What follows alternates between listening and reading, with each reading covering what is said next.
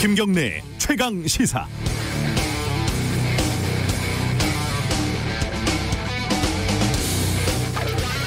인터넷으로 기사를 보다가 어제 최강시사 라디오에서 인터뷰한 민주당 홍익표 의원 기사가 눈에 띄었는데 이거 보고 좀 깜짝 놀랐습니다. 꽤 많은 언론이 썼는데 대표적으로 조선일보 제목이 홍익표 라임 사태 현재는 금융사기 권력형 게이트로 갈 수도, 그리고 첫 번째 문장이 가장 중요한데 이렇습니다. 홍익표 의원은 라임 옵티머스 펀드 사건에 대해 권력형 게이트로 갈 수도 있다고 했다. 김태년 원내대표의 입장과는 상반되는 이야기다. 제가 직접 인터뷰를 했는데 저는 뭘 들었던 걸까요? 이게 잠깐 제가 졸았나 이런 생각도 들었습니다. 홍익표 의원이 권력형 게이트로 갈 수도 있다 이런 표현을 한 건 맞아요. 그런데 그건 뭐 한 초등학교 고학년? 이 정도면 알만한 내용입니다. 이 원론적인 전제에 불과합니다. 잘 들어보면 홍익표 의원의 말은 김태년 원내대표하고 1%도 다를 게 없어요. 지금은 게이트가 아니고 검찰 수사로 밝혀질 것이다. 이런 취지예요. 이건 뭐 조정래 작가 논란처럼 어려운 얘기도 아닙니다. 제가 만약에 이런 말을 했다고 해보죠.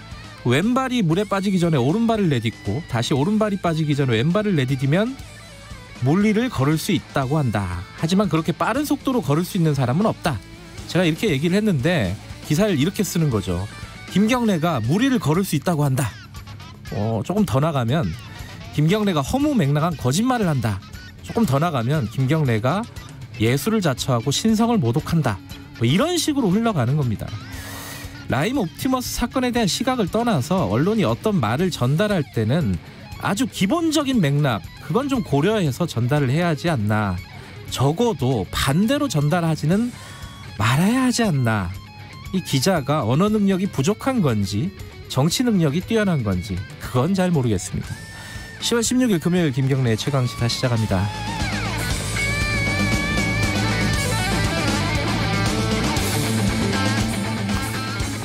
김경래의 최강시사는 유튜브 라이브 열려 있습니다. 실시간 방송 보실 수 있고요. 샵 9730으로 문자 보내주시면 저희들이 공유하겠습니다. 짧은 문자는 50원, 긴 문자는 100원, 스마트폰 콩 이용하셔도 좋고요.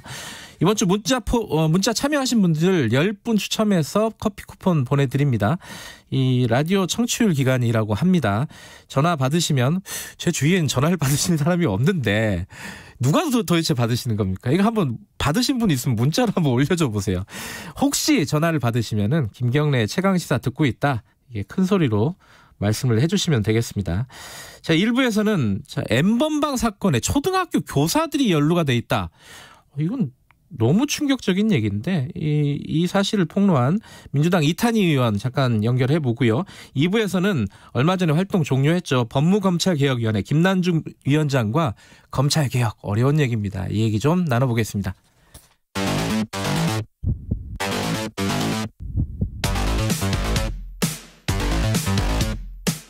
오늘 아침 가장 뜨거운 뉴스 언박싱.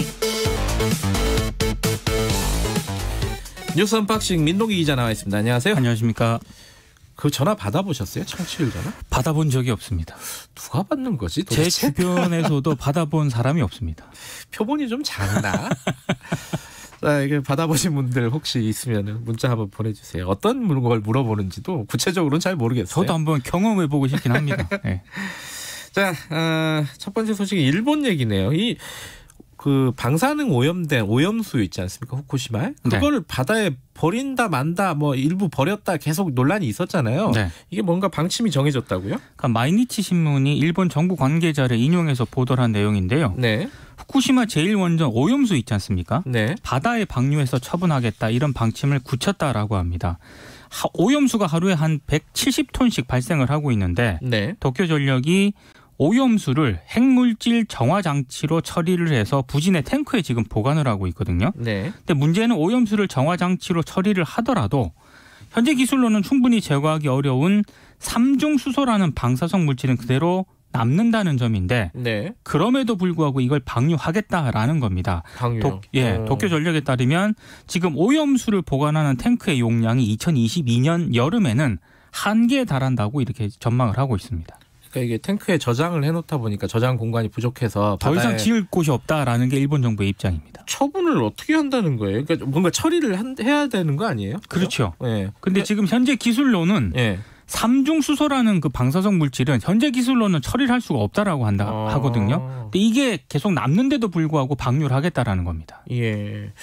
이게 이제 일본, 이게 사실 우리도 걱정이지만 일본 그렇죠. 내부에서 뭐 고기 잡고 이렇게 사는 사람들은 당연히 반발하지 않겠습니까? 그러니까 강하게 반대를 하고 있고요. 네. 만약에 이걸 방류를 하게 되면 일본 어업의 장래에 괴멸적인 영향을 줄 수 있다 이렇게 공식적으로 반대를 했습니다. 뭐 우리 문제이기도 하고요. 주변국들의 강력한 반발도 그렇죠. 예상이 되고 있습니다. 그 오염수가 어디로 흘러갈지 모르는 상황인 거고. 그렇습니다. 근데 뭐 이렇게 방류를 결정을 했더라도요. 예. 당장 방류하는 건 아니고요. 지금 뭐 새로운 설비가 필요하다라고 하고요. 이거 방류하기 위해서는 그리고 원자력 규제위원회 심사 등의 절차가 있기 때문에 실제 방류까지는 한 2년 정도 걸릴 거라고 하는데 이 2년 기간 동안 국내 여론은 물론이고 주변국들 있지 않습니까? 설득을 하겠다라는 입장인 것으로 보입니다. 설득이 되겠나 이게 참 설득이 안 되죠. 이게 방류를 하게 되면은 일본에서 나는 수산물을 외국에서 뭐 수입하지도 않을 것 같고 그죠? 그렇습니다. 예. 예. 어제 국감 중에 여기 좀 시끄러웠던 게 감사원 국감이었습니다. 이 네. 월성 1호기 조기 폐쇄 관련된 감사를 지금 진행하고 있잖아요. 이게 왜 시끄러웠습니까 어제? 이제 그 결과를 두고 예. 원래 감사 기간이 굉장히 오래 걸렸습니다. 네. 지난해 9월 30일 날 국회 1년이 요청으로 넘었군요. 예. 국회 요청으로 시작이 됐거든요. 예. 근데 아직까지 감사 결과가 안 나온 겁니다. 그런데 최재형 감사원장이 어제 법사위 감사원 감사에서 네. 이르면 다음 주 월요일 공개될 예정이다라고 입장을 밝혔고요. 예. 감사 결과 보고가 왜 이렇게 늦어진 거냐고 이제 국회의원들이 물으니까 네. 일단 사안이 복잡했고 두 네. 번째는 피감 대상자들이 강력하게 저항을 했다라고 얘기를 했습니다. 그러니까 산업부 공무원들이 관련 자료를 모두 삭제해서 복구하는 데 시간이 걸렸다라고도 얘기를 했고요. 네. 저항이 이렇게 심한 감사는 자신이 재임하는 동안에 처음이다. 또 이런 얘기도 했습니다. 근데 이게 사실 이 감사를 두고 지금까지 논란이 계속됐어요. 정치적인 어떤 공방들이었죠, 사실. 그죠? 최재형 감사원장이 좀 자초한 측면도 있는 게요. 예. 지난 7월 이런 얘기를 했습니다. 대선에서 41% 지지밖에 받지 못한 정부의 국정과제가 국민의 합의를 얻었다고 할 수 있겠느냐. 이제 원전 폐기 문제를 두고 이제 이런 얘기를 했거든요. 네. 그러니까 이번 감사에 대한 정치적 중립성 논란이 이것 때문에 불거졌고요. 국민의힘은 문재인 정부의 탈원전 정책을 반대하는 최 원장에 대해서 여권이 압력을 행사했다 이렇게 지금까지 주장을 하고 있고요. 네. 또 여당에서는 이 산업부 공무원을 한 10여 차례 이상 또 불렀다라고 하거든요. 네. 이거 강압적인 감사다라고 얘기를 하면서 오히려 지금 최재형 원장을 또 압박을 하고 있는 그런 상황입니다. 어제 최재형 원장의 말을 들어보면은 그래도 이제 뭐 목적을 가지고 감사를 한 건 아니다. 그렇죠. 이러기도 했고 야당 의원이 핍박받고 있는 거 아니냐.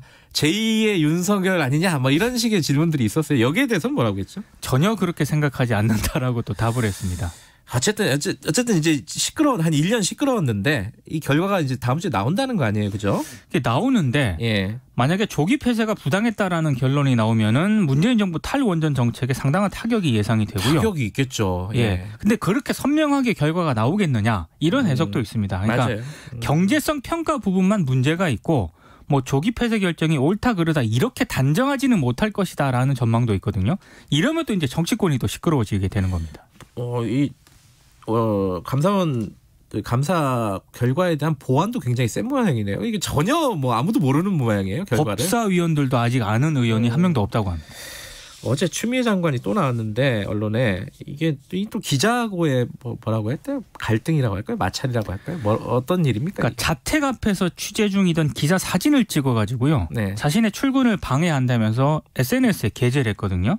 그러니까 이걸 게재를 하면서 추미애 장관이 아파트 앞은 사생활 영역이니까 촬영 제한을 협조 바란다라는 공문을 이미 한 달 전쯤에 법무부 대변인이 보냈는데도 불구하고 예. 계속 기자가 뻗치기를 하고 있다. 네. 해당 기자의 취재 행위를 문제를 삼은 겁니다. 아니 이게 저는 어떻게 봐야 되나. 이게 기자가 취재를 하는 거는 뭐 당연히 그게 무슨 사유지도 아니고 네. 밖에서 그건 뭐 있을 수 있는 일이긴 한데 아니 추미애 장관은 항상 출근하는 사람이고 국회도 나오고 그러는데 굳이 왜 또 집에 가서 가서 그렇게 취재를 하는지도 잘 모르겠고 참 그러니까 어렵네요. 좀 과도한 취재 열기를 비판하는 것까지는 좀 이해를 하는데요. 예. 어제 추미애 장관이 그 기자 마스크를 쓰고 있긴 했습니다만 그 기자 얼굴을 처음에 공개를 했거든요. SNS에.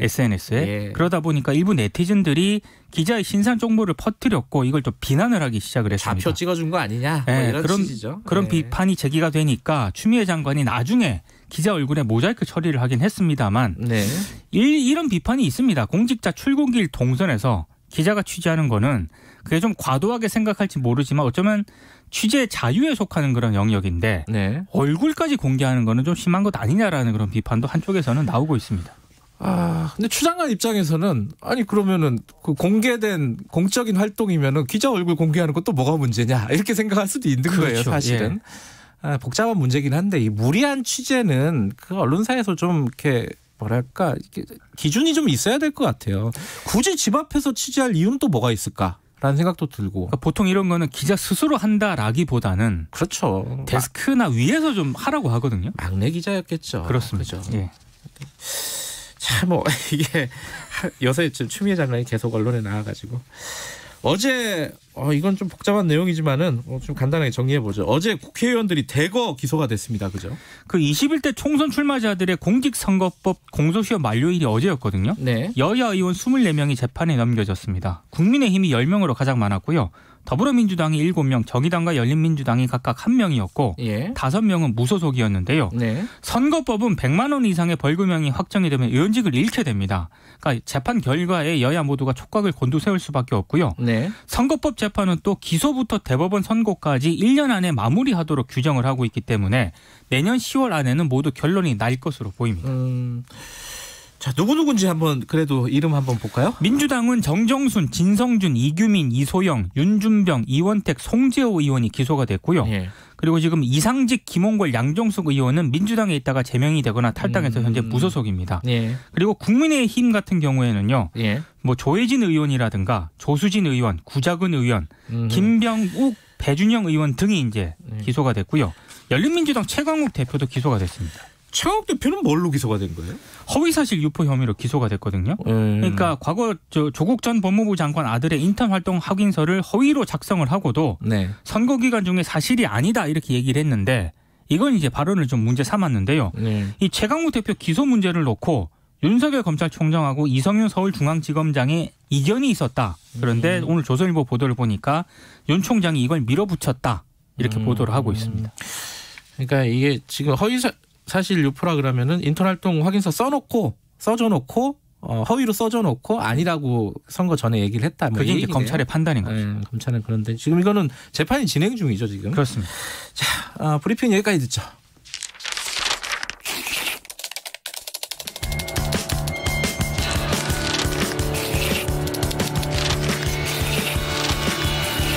민동기의 저널리즘 M.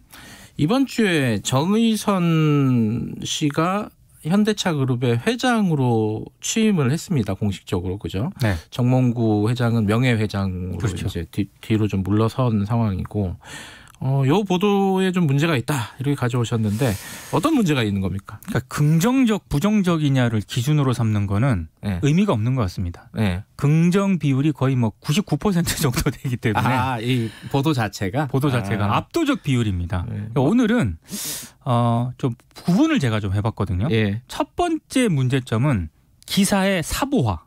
사보, 회사의 사보. 예. 그러니까 이게 아무리 긍정적으로 보도를 하더라도 이게 정도라는 게 있는데요. 예. 현대차 사보에 실리면 좋을 듯한 기사가 이게 언론에 실리는 건 좀 문제가 있는 것 같습니다. 네. 어제 조선일보 B투면에 실린 기사인데요. 제목이 밥상머리에서 배운 겸손한 리더십, 정의선의 현대차 어떻게 바뀌나 이런 제목인데 내용은요. 엄격한 가정교육을 받으면서 겸손한 카리스마를 키웠고 매일 오전 5시 가족과 식사하면서 남을 배려하는 마음, 감사하는 마음을 숱하게 들었다. 뭐 이런 내용입니다. 이거 너무 많이 들어가지고 이거 뭐 다 아는 내용인데, 그죠? 그런데도 불구하고 조선일보가 또 큼지막하게 기사를 소개했는데요. 예. 특히 기사를 보면은 꽃길이 아니라 험지를 다녔다라는 그런 내용도 있거든요. 정의선 회장이요? 예. 어디를 다녔다는 거예요? 여기서 말하는 험지가 제가 아는 그 험지라는 그런 단어가 맞는지 일단 의문이 들고요. 예. 그리고 지금 특히 조선일보는 정의선 회장이 2018년 수석 부회장에 오른 뒤에도 네. 그 양재동 본사 사옥 1층 정문하고 로비 있지 않습니까? 여기를 출근하지 않았다라고 합니다. 그러니까 어디로 출근했어요? 1층은 아버지가 다니는 길이기 때문에 본인은 지하주차장 통로를 이용했다 이런 대목을 소개를 하고 있는데요. 이걸 엄격한 훈육의 사례로 소개를 했거든요. 근데 저는 이게 엄격한 훈육의 사례인지 의문이기도 하지만 네. 무엇보다 이게 기사 가치가 있는지는 잘 모르겠습니다. 효도를 한다 뭐 이런 뜻인가요? 뭐 뭔지 잘 모르겠네. 어쨌든 사보를 넘어서서 뭐 개인 자서전 정도에 들어갈 만한 내용이다 이렇게 볼 수도 있겠네요. 그 민망한 기사가 비슷한 기사가 또 있는데요. 네. 어제 중앙일보가 인터넷에서 보도한 기사인데 제목이 정의선 회장 된 날 특식은 왕갈비탕, 왕 회장 즐겨 먹던 음식입니다. 기사 내용은 거의 그대로입니다. 정의선 현대자동차 그룹 회장이 회장 직함을 갖게 된 첫날에 왕갈비탕을 임직원들에게 점심 메뉴로 제공을 했다라고 하는 거거든요. 근데 이 갈비탕은 정주영 선대 회장이 즐겨 먹던 음식이고 뭐 한 현대 입사 20년 차 관계자가 뭐라고 또 소감을 얘기를 했냐면은 날이니만큼 감회가 새로웠다 이런 이제 대목을 소개를 하고 있는데요. 저는 이 정도 내용은 기업 사부에 실리는 이달의 점심 메뉴 이 정도면 될 것 같은데 네. 중앙일보는 정주영, 정몽구, 정의선 이 세 명의 회장 사진까지 실으면서 아주 크게 또 보도를 했거든요. 네. 이러다가 정의선 회장이 저녁 회식하는 날에는 일면 톱으로 실리는 게 아닐까 이렇게 염려가 될 정도입니다. 속보. 속보. 정의선 회장 기업 저녁 회식 이렇게 나갈 수도 있겠네요. 마지막으로는 어떤 게 또 있습니까? 제가 그냥 이름을 한번 붙여봤는데요. 네. 이를테면 짱가 기사입니다. 예. 일본 애니메이션이긴 한데 어렸을 때 많이 본 만화 영화가 짱가거든요. 예. 근데 노래 가사에 어디선가 누구에게 무슨 일이 생기면 이런 대목이 나오거든요. 이거는 나이가 좀 있는 분들이 아니라 그렇습니다. 예. 예. 이 대기업 총수 관련 사안이면 자주 등장해서 국민 여론이 이렇다. 이런 빅데이터 분석을 내놓는 곳이 있습니다. 어디예요? 이번에도 어김없이 등장을 했는데 글로벌 빅데이터 연구소라는 곳이거든요. 네. 정의선 회장이 회장으로 취임한 그 소식이 알려진 지난 13일부터 3일 동안 정의선 회장에 대한 긴급 빅데이터 분석을 실시를 했는데 국민 호감도가 급상승했다 이런 내용입니다.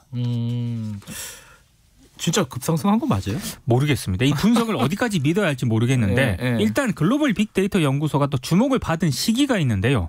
이재용 삼성전자 부회장이 검찰 수사받고 있을 때 지난 6월에 그 삼성그룹이 검찰수사심의위원회를 신청을 했지 않습니까? 네. 그때 6월 3일부터 6월 7일까지 5일 동안 이재용 부회장에 대한 또 빅데이터 분석 결과를 내놓은 적이 있거든요.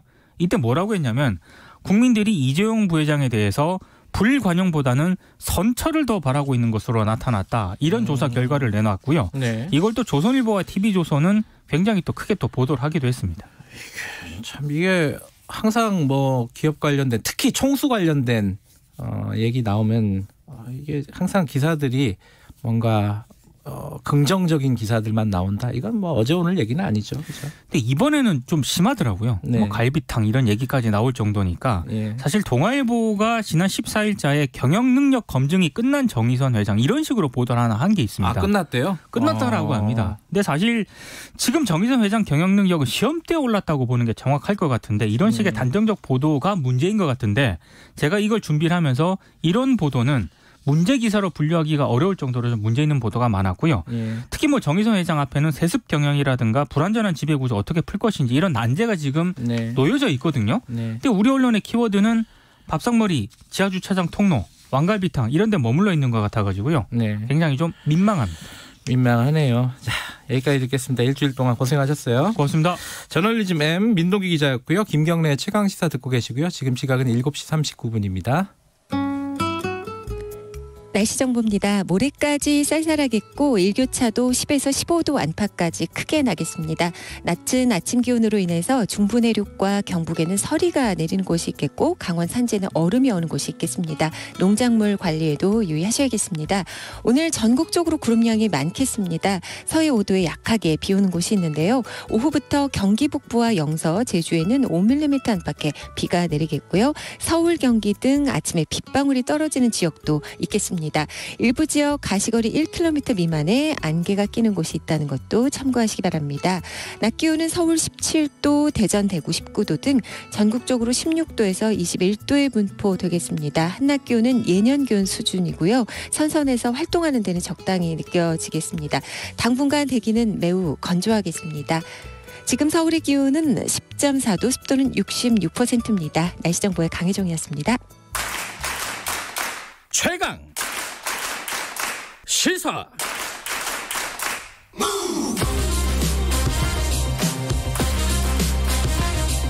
지금 여러분께서는 김경래 기자의 최강 시사를 듣고 계십니다. 예, 어제 국감에서 나왔던 얘기인데 이 텔레그램 N번방 사건 있지 않습니까? 여기에 현직 교사들이 연루가 돼 있다. 특히 뭐 다른 교사들도 뭐 더 문제겠지만은 초등학교 교사들까지 연루가 돼 있다. 그리고 수사를 받고 있다. 이게 참 도대체 어떻게 된 일인지, 그리고 지금 사후 처리는 어떻게 지금 진행되고 있는지 이 사실을 국감에서 공개한 더불어민주당 이탄희 의원 연결하겠습니다. 의원님 안녕하세요. 예, 안녕하세요. 네, 오랜만이시네요, 그죠? 건강은 괜찮으세요? 예, 계속 좋아지고 있습니다. 예, 그래도 이렇게 그 TV로도 국감에서 활동하시는 거 보니까 반갑더라고요. 고맙습니다. 어제 그 텔레그램 N번방 사건에 현직 교사가 4명이 연루됐다. 이거를 국감에서 질의를 하셨잖아요. 네, 맞습니다. 근데 제가 좀 궁금했던 거는 아니 이런 중요한 사실이 왜 지금까지 아무도 공개를 하지 않았나 이겁니다. 오히려. 이게 어떻게 알게 되신 거예요? 이게 제가 사실은 원래 교사 성범죄 문제는 중점을 두고 국감 내내 이야기를 해오고 있었어요. 네. 거슬러 올라가면서 2018년 때 사실 스쿨미투가 제대로 해결이 안 됐다라는 그런 깊은 좀 문제의식이 있었거든요. 네. 근데 그러고 있는 와중에 이제 N번방 박사방 사건에 범죄를 저지른 사람들 중에 교원이 있다, 이런 이제 제보를 저희가 받게 됐습니다. 제보로, 예. 그래서 이제 그걸 확인을 하기 위해서 뭐 경찰청, 검찰청, 법무부 여기저기 저희가 이제 자료 요구를 했는데 처음에 굉장히 소극적으로 나오더라고요. 잘 안 알려줬어요? 예, 뭐 아무래도 이런 일들이 밝혀지면 사실 기관 입장에서는 좋을 게 없다 이렇게 생각하는 경우들이 사실은 많죠. 근데 이제 저희 보좌관들이 좀 고생을 해서 집요하게 요구를 해서 확인이 된 그런 상황입니다. 아니 이게 그냥 일반 범죄도 아니고 이제 성범죄인데 이 성범죄에 연루된 교사가 있다. 그것도 또 아동과 관련된 성범죄였잖아요. 그렇죠. 그럼 교사가 있는데 그거를 그 교육부 당국이나 이쪽에서 먼저 공개를 하고 학부모들이나 학생들에게 정보를 공유해야 되는 거 아닌가, 상식적으로 생각하면 그런 생각이 드는데. 그래서 어제 국감에서도 사실 그 부분을 제가 중점적으로 이야기를 많이 했어요. 이 부분뿐만이 아니라 서울 그 스쿨미투 같은 경우에도 서울시 교육청이 이제 정보공개 청구 소송에서 패소하고도 정보를 계속 공개를 안 하고 있는 내용들이 있거든요. 그리고 그래요. 피해자 가해자 분리했는지, 그다음에 가해 교사한테 징계 요구라도 했는지 이런 것들 비공개하고 있어서 일단 정보 공개부터 하자. 이런 부분을 강조하고 있습니다. 일단 4명이라고 했잖아요. 지금까지 나온 게. 그럼 4명은 초등학교 교사가 이 중에 몇 명입니까? 초등학교 교사가 2명 다 담임을 맡았던 사람들이고요. 고등학교 교사도 있고 또 특수학교라고 이제 우리 장애를 가지고 있는 아이들 가르치는 선생님들, 그런 선생님도 있습니다 지금. 그 중에 1명은 기간제 교사고 3명은 정규직 교사고. 맞습니다. 근데 이제 그걸 여쭤본 게 뭐 기간제냐 정규제냐 이게 중요한 게 아니라 기간제 교사 같은 경우는 퇴직을 해버렸다면서요 이미? 예, 아무런 불이익도 받지 않고 수사 개시 통보되기 5일 전에 퇴직을 해버렸어요. 그래서 저희도 지금 이거 일단 인천시 교육감한테 사실 확인해서 보고해라 이런 상태고요. 제도적인 허점도 있더라고요. 제가 보니까. 이게 기간제 교사가 이런 식으로 나가버리면 다시 기간제 교사로 다른 학교에 채용될 수 있거든요. 그리고 또 담임 교사도 또 할 수 있고요.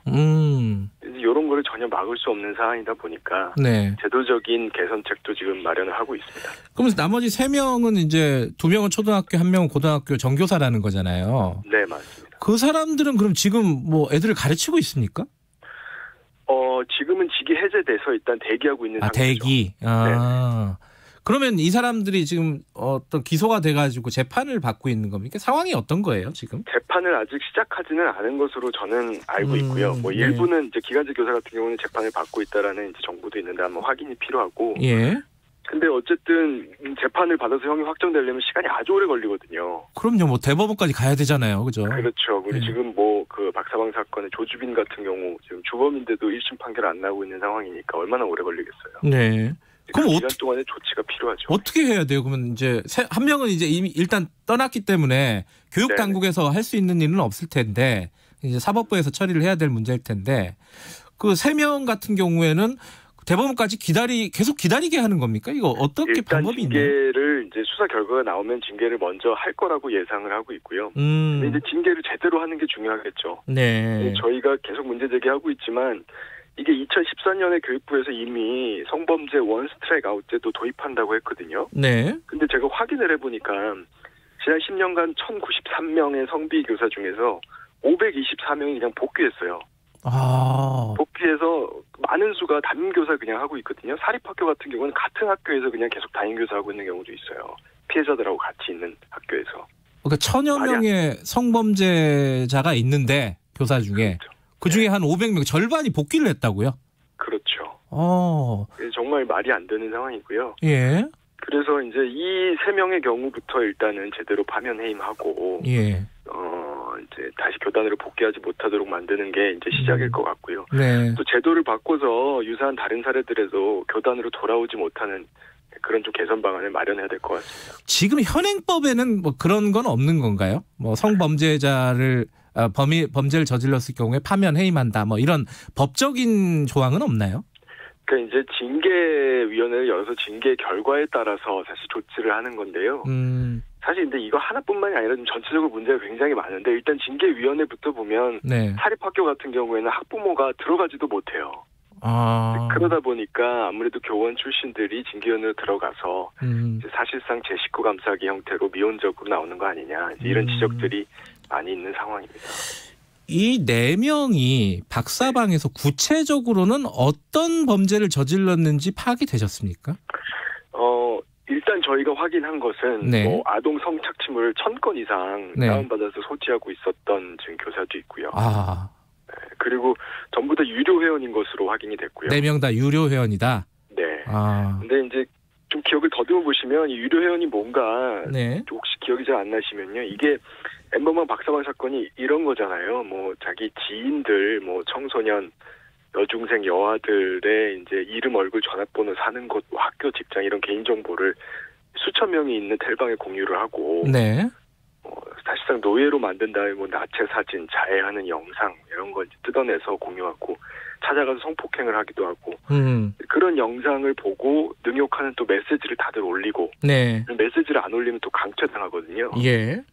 이랬던 사람들이 유료 회원들이기 때문에 회원이라고 해도 얼마나 더 끔찍한 일을 저질렀을지 이제 캐봐야 되는 거죠. 그러니까 그 많은 그 불법 저희 동영상 성착취물을 다운받았다는 정도는 확인이 됐는데 구체적으로 뭐 누군가에게 위해를 가한다거나 능욕을 했다거나 뭐 이런 것들은 아직은 파악이 안 됐다. 추가로 확인을 해봐야 될 것 같습니다.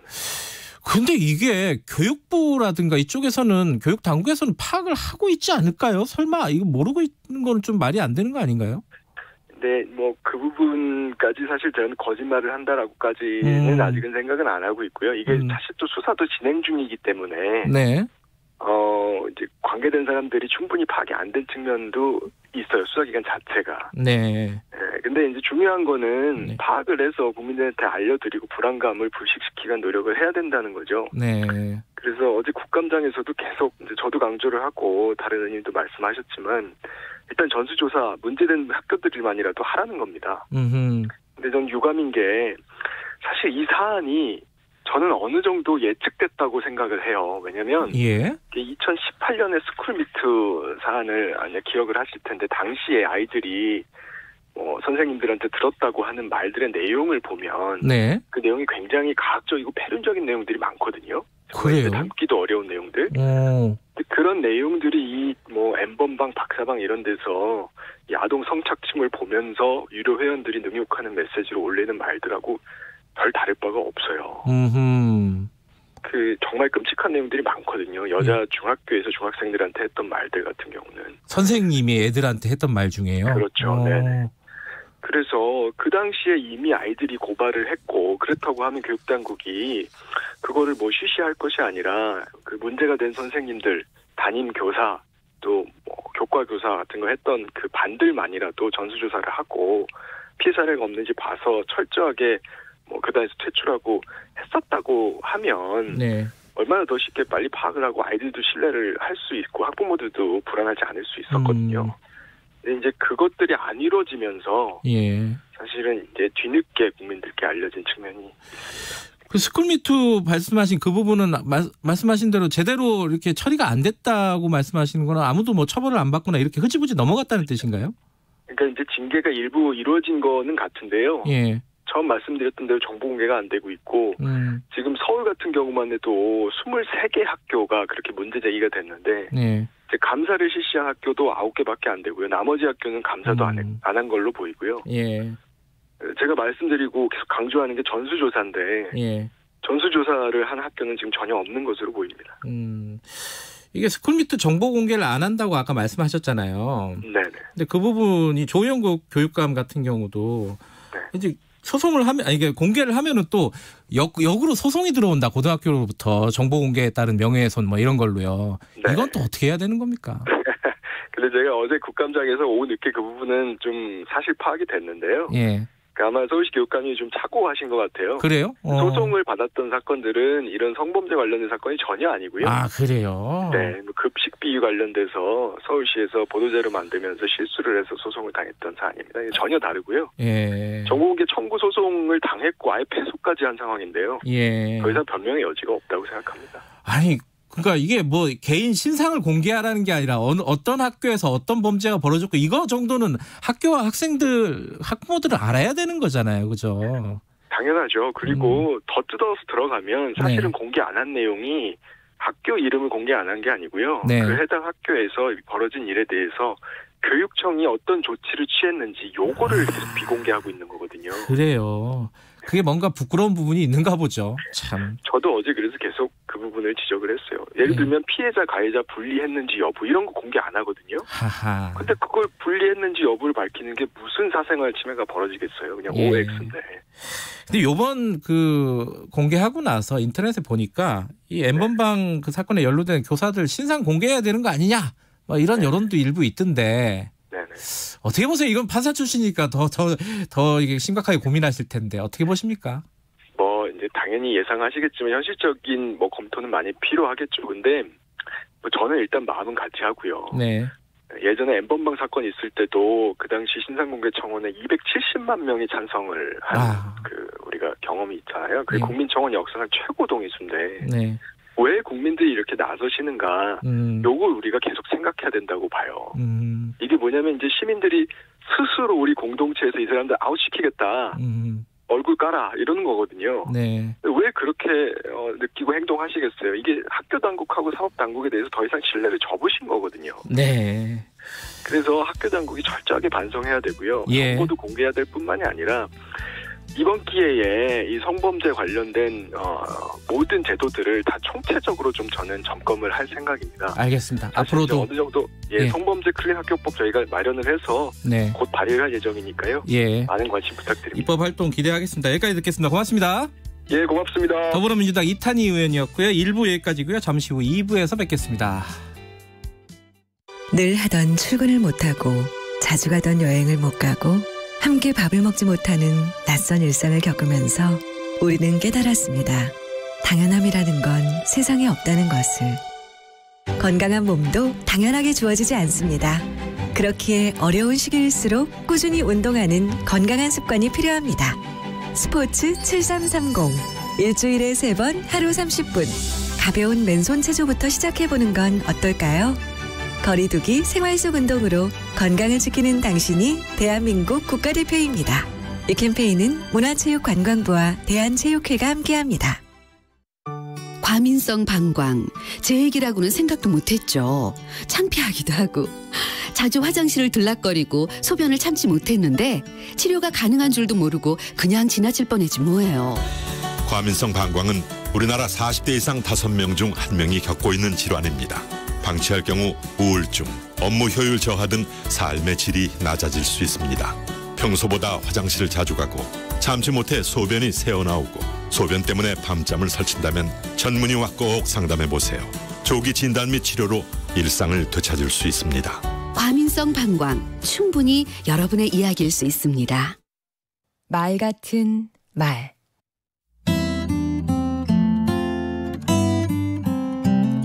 안녕하세요. 강원국입니다. 말은 심리다. 이런 말 들어보셨나요? 대화에 나설 때 사람의 심리를 잘 파악해야 한다는 이야기입니다. 사람은 오른쪽에 있는 걸 선호하는 경향이 있다고 합니다. 심리학자들이 스타킹을 고르는 실험을 했는데요. 같은 소재와 색상인데 가장 오른쪽에 있는 걸 선택하더랍니다. 그 이유가 참 재밌습니다. 우리 뇌는 습관적으로 왼쪽에서 오른쪽으로 시선을 옮기고 가장 마지막에 있는 것을 선택한다는 겁니다. 그렇다면 중요한 회의나 협상이 있을 때는 상대편에서 봤을 때 가장 오른쪽에 앉는 게 좋겠지요? 또 마지막보다 처음이 더 중요하다는 실험 결과도 있습니다. 어떤 인물에 대해 2가지 방법으로 묘사했다고 합니다. 첫 번째는 똑똑하고 근면한데 고집이 세고 질투심이 강하다. 두 번째는 질투심이 강하고 고집이 세지만 똑똑하고 근면하다고 말했습니다. 내용은 같은데 말의 순서가 다르지요. 그런데 똑똑하고 근면하다는 긍정적인 평가를 먼저 말한 첫 번째 경우가 훨씬 더 호의적인 인상을 갖게 한다고 합니다. 먼저 제시된 정보가 영향력이 크다는 결론이지요. 칭찬하거나 거절할 때, 또 꾸중할 때 염두에 두면 좋을 것입니다. 우리 뇌는 또한 비슷한 것을 좋아합니다.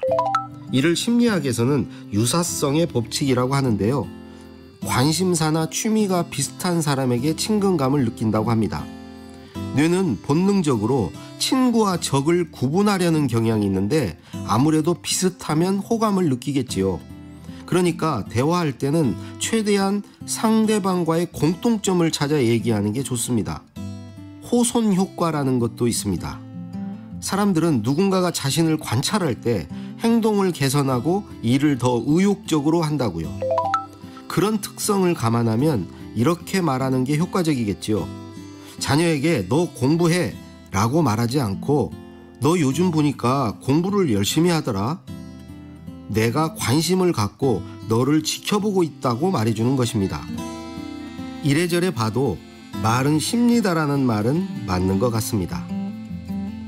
강원국의 말 같은 말이었습니다.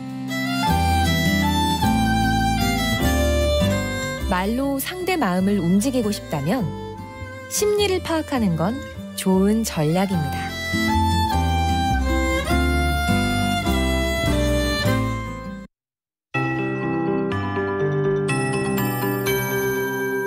KBS 58분 날씨. 나뭇잎이 물들며 단풍전선이 이동하고 있는 요즘 계절감은 절정입니다. 하늘도 높고 푸른데요. 차고 건조한 대륙의 공기가 자주 스며들어서 아침나절 부쩍 쌀쌀해졌습니다. 지난주 초부터 서울의 아침 기온이 10도 언저리 맴돌고 있는데요. 어제 6.5도로 올 들어 가장 낮은 기온을 기록하기도 했습니다. 냉기가 스며들 때는 공기의 성질이 달라지면서 감기 등 건강을 잃기가 쉬운데요. 건강관리에 유의하셔야겠습니다. 낮 기온은 15도에서 20도 정도 선까지 오르겠습니다. 서울 오늘 한낮에 17도 예상되고 강릉, 대전, 대구 19도 등 전국적으로 16도에서 21도의 그런 수준입니다. 예년 기온과 거의 흡사하고요. 가을볕도 많이 약해져서 20도 넘는 곳 거의 없습니다. 선선해서 활동하는 데는 적당하게 느껴지고 있습니다. 일교차만 주의하시면 되겠고요. 모레까지 중부 내륙과 경북에는 서리가 내리고 강원 산지에는 얼음이 어는 곳이 있겠습니다. 각별히 주의하셔야겠습니다. 오늘 전반적으로 구름량 많겠고요. 오후부터 밤사이 경기 북부와 강원 영서, 제주에는 5mm 안팎의 비가 뿌려지겠습니다. 또 일부 지역은 서울은 짙은 안개 끼는 곳이 있겠습니다. 서울도 오늘 빗방울이 아침에 떨어질 가능성이 있습니다. 지금 서울의 기온은 11.6도입니다. KBS 58분 날씨 강혜종입니다.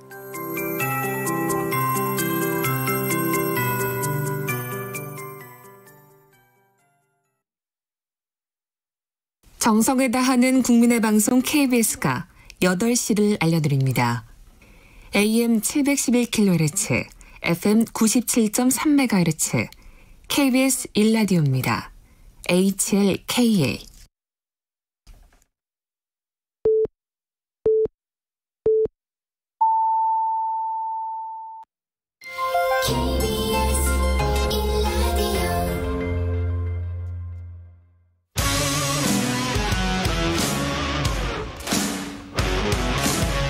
뉴스타파 기자 김경래 최강 시사.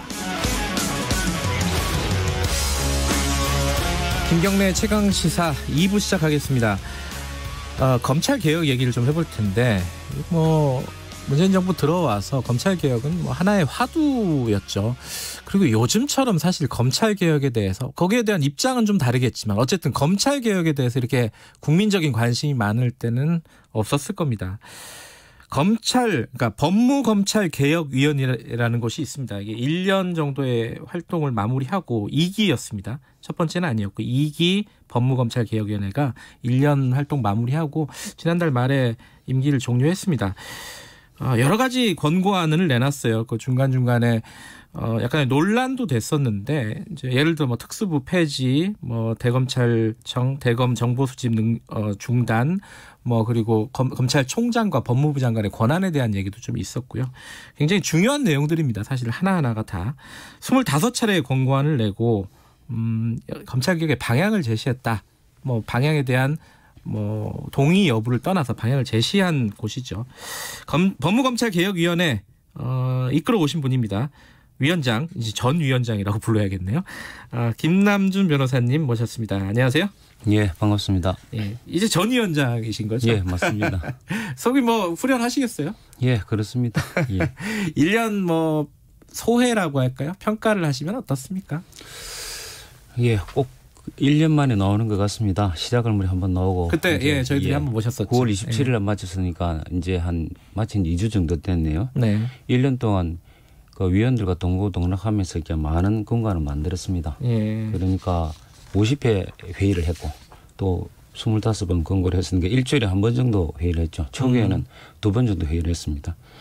일단 어쨌든 검찰개혁의 어떤 기본적인 틀이 좀 더 구체화되었다는 점에서 보람이 있었다고 자평하겠지만은 또 성과는 나중에 집행이 되어봐야 되는 부분이라서 기다려봐야 될 것 같습니다. 25번의 권고안을 내셨는데 이게 따져보면은 그럼 2주에 한 번씩 내신 거예요. 그냥 예, 산술적으로만 따져보면은. 예. 이게 다 중요하다고 항상 이제 강조하셨는데 그래도 가장 좀 뼈대가 된다거나 가장 핵심적인 어떤 권고안이라고 할까요? 이거는 꼭 시행이 됐으면 좋겠다. 여러 가지 생각들이 있으실 텐데 어떤 게 있습니까? 이름이 법무검찰개혁위이기 때문에 예. 법무와 관련된 부분도 있었고 검찰과 관련된 부분도 있습니다. 그중에 검찰과 관련된 부분이 많은데 마지막에 종료를 할 때 위원들 간에 어떤 부분이 가장 그 중요한 권고안인가 하는 데서 의견을 물은 적이 있습니다. 아, 그래요? 예. 그 안에서도요? 그렇게 보니까 제일 중요한 게 이제 인사권고안 같은 부분이 가장 중요하다. 이렇게 평가하는 쪽이 많았고 대검찰청 정보라든지 어떤 구조적 조직적인 부분이 중요하다. 이렇게 평가하는 부분이 많았습니다. 인사 관련된 건 구체적으로 어떤 내용을 말씀하시는 거죠? 18차에서 권고를 했는데 그러니까 검사들이 인사가 너무 초단기로 인사를 하고 또 검사들이 개인적인 사정이 고려되지 않는 그런 측면이 있었고 그것이 실제 검사들을 통제하는 어떤 수단이 될 수 있다는 그런 측면이 있어가지고 예. 인사를 좀 더 장기적인 그 방향으로 하고 또 개개인이 검사들이 사정이 고려될 수 있는 권역별 검사라든지 그런 여러 가지 형태를 도입해야 된다고 권고를 했습니다. 그러니까 이게 인사로 검사들을 통제할 수 있는 여지가 있다. 예, 그렇습니다. 그래서 마음대로 예. 검찰총장과 법무부 장관의 어떤 인사권도 너무 자유적으로 행사되는 막기 위해 가지고 검찰 인사위원회 권한을 강화하는 그런 내용도 포함되어 있습니다. 최근에 보면요, 그 법무부 장관이 이건 뭐 시각에 따라 다르지만 어쨌든 문제 제기를 하는 쪽에서 보면은 법무부 장관이 검사들 인사를 뭐 추미애 라인으로 한다. 뭐 그러면서 이제 수사에 사실상 이제 인사로 개입하는 거 아니냐. 뭐 이런 얘기들이 많아요. 뭐 거기에 동의하느냐를 여쭤볼 수는 없는 얘기지만은 어쨌든 그런 인사를 반기하기 위한 거라고 보면 되나요? 어떻게 보면 돼요? 그러니까 사실 뭐 제도적인 부분을 위원회에서 하는 거기 때문에 네. 그에 대한 평가를 하는 것은 사실 곤란합니다. 네.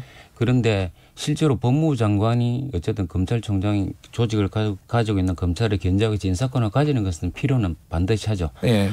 다만 자의적으로 누구든 그 인사권을 함부로 행사하는 걸 막기 위해 가지고 네. 위원회의 외부적인 개입이 필요하다라고 해가지고 위원회의 권한을 강화하는 내용을 포함하는 방향이었습니다. 아, 지금보다 위원회의 권한을 강화하는 방향으로. 예.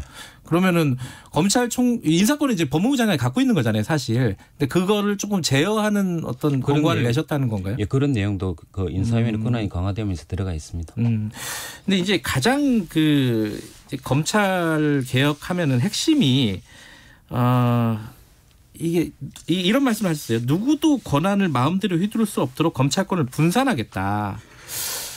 근데 이게 이제 말은 머릿속에 검찰권을 분산하겠다 그러는데 이제 실질적으로는 어떻게 이게 진행이 되고 이루어진다는 건지 이걸 이제 사실 좀 어려운 얘기라서요. 좀 설명을 좀 부탁드릴게요. 예, 어려운 얘기입니다. 예. 그러니까 우리나라 검찰의 역사를 알아야 되는데 우리나라 전체 권력기관의 역사를 알아야 되는데 지금 우리나라 검찰은 전 세계에서 가장 강한 권한을 가지고 있습니다. 네. 그러니까 수사, 기소, 공소유지, 형집행 이 형사사법 전반에서 재판관 지역은 모두 다 가지고 있죠. 그런데 그렇게 된 이유는 1954년에 형사소송법을 제정할 당시에 역사적 상황을 보면 알 수 있습니다. 네. 당시 경찰 조직은 10,000명이 넘는 큰 조직으로서 국민의 자유인권을 엄청나게 침해를 하고 있었거든요. 경찰이요? 경찰이. 예. 그러니까 그때 아주 소수의 검찰이 이 경찰을 통제하기 위해서는 결국은 검찰 파쇼로 경찰 파쇼를 통제할 수밖에 없다. 그런 말이 있었거든요. 그런데 그 이후에 검찰이 워낙 조직이 커지고 특히 범죄의 전쟁 과정을 거치면서 검찰 인력이 수사 인력이 증대가 되면서 실제 조직과 권한이 모두 다 큰 상태가 되어버렸죠. 그런데 조직과 큰 권한이 모두 큰 권력기관이 있으면 결국 정치 권력은 그것을 이용하려고 하는 그런 유혹을 느낄 수밖에 없고 이제까지 정치 권력이 그것을 그런 방식으로 이용해 온 적이 많다는 평가는 그거는 언제나 가능한 것이죠. 네. 앞으로 그래서 자기 본연의 역할을 하게 할 경우에는 정치 권력이 그 검찰 권력을 이용할 그런 유혹을 앞으로 떨칠 수 있을 거다. 그래서 검찰 권한이 제대 원래부터 그 수사는 나란 기소, 형사사법 통제 그 역할을 하도록 하는 것이 핵심이다. 그렇게 보는 것입니다. 그러니까 이게 사실은 그 검찰 권력이 비대하다. 그리고 검찰총장 1인에게 과도하게 집중돼 있다. 이런 지적들은 뭐 과거부터 있었던 건데 뭐 거기에 대한 어떤 개혁 권고안으로 죄송합니다. 수사 지휘권을 고검장한테 넘긴다. 이런 권고안이 있었잖아요. 그죠? 예, 그렇습니다. 근데 이게 이제 논란들이 있었어요. 뭐 다 뭐 위원장님도 들어보셔 말드리겠지만은 당연히 아니 고검장은 인사를 기다리는 사람이잖아요. 총장은 이제 나갈 사람이고 사실은 그러니까 총장은 사실 법무장관 말 안 들어도 되는 사람이에요. 따지고 보면은 근데 고검장들은 꼼짝 못한다. 고검장들한테 수사 지휘권 주면은 이 검찰이 법무부 장관 휘하에 다 들어가는 거 아니냐? 그러니까 한마디로 말해서 정권의 휘하에 들어가는 거 아니냐? 지금보다 더. 이 문제 제기에 대해서는 어떻게 보세요? 예, 그게 시기적으로 그 발표된 시기하고 맞물려 가지고 좀 상당히 많은 오해가 증폭된 부분이 있습니다. 사실 수사지휘권 부분이 논의가 된 것은 초기부터 논의가 됐었습니다. 위원회. 그러니까 7월 정도에 그게 이제 행사가 되면서 이게 문제가 되었는데 일단 그 내용에 대한 이제 좀 총체적인 이해가 되어야 되는 부분이 있는 것이 18차 인사공고안 중에서는 그런 이제 여러 가지 정도를 고려해서 이 기관장들의 임기제를 두어야 한다는 그런 내용도 들어가 있습니다. 이미. 그래서 고검장 같은 경우도 기관장이니까 왜냐하면 위에서 이런 수직적인 어떤 지시 같은 걸 좀 맞고 검사가 스스로 자율적으로 판단하기 위한 조직이 되기 위해 가지고 그런 권고가 이미 그 전에 있었거든요. 그래서 총체적 위해야 되는 그런 부분이 먼저 있다는 거 말씀드려야 될 것 같고 그 법무부 장관의 수사지휘권이 역사적으로 보면 2번 행사되었거든요. 그리고 그건 뭐 천정배 장관 이번에 또 그 추 장관께서 하신 부분이 있고 예. 그 전에는 대통령이 한번 이승만 대통령이 임명식 상무부 장관에게 이승만 대통령 그런 예가 있었습니다. 그러니까 역사적으로 3번밖에 행사되지 않은 것이라서 예. 실제로 지금 검찰총장이 마치 고검장에게 또는 그 밑의 어떤 그 기관 검사가 하는 것처럼 하는 게 아니라 그걸 전제로 해가지고 하는 것이죠. 그러니까 법무부 장관이 검찰총장 대신 수사지휘권 행사라는 그런 내용이 전혀 아닙니다.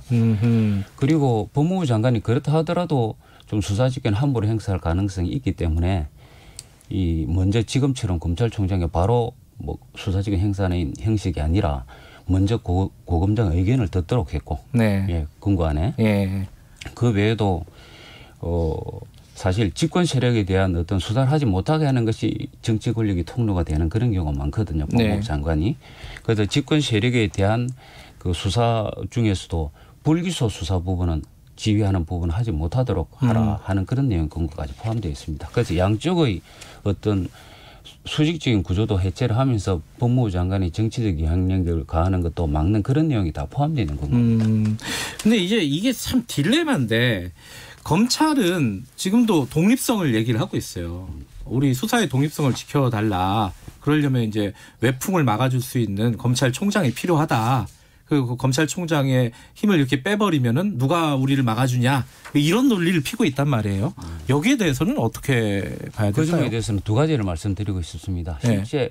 검찰의 독립보다는 저는 중립이라는 용어가 정확하다고 봅니다. 독립이 아니라 중립이다? 중립이 더 중요하다고 생각합니다. 왜냐하면 검찰의 독립이라는 그 용어 속에는 검찰이 이 혼자 독자적으로 다 해버린다는 네. 부분이 들어가고 그것이 혹시 자기 전체 조직 전체 이기기 위해서 어떤 관료적 권력을 이기기 위해서 행사되는 그런 부분에 대해서 통제할 수 없다는 그런 의미가 있거든요. 네. 중립이라는 것은 결국 민주적 통제를 받는다는 그런 의미가 사실 있는 것이죠.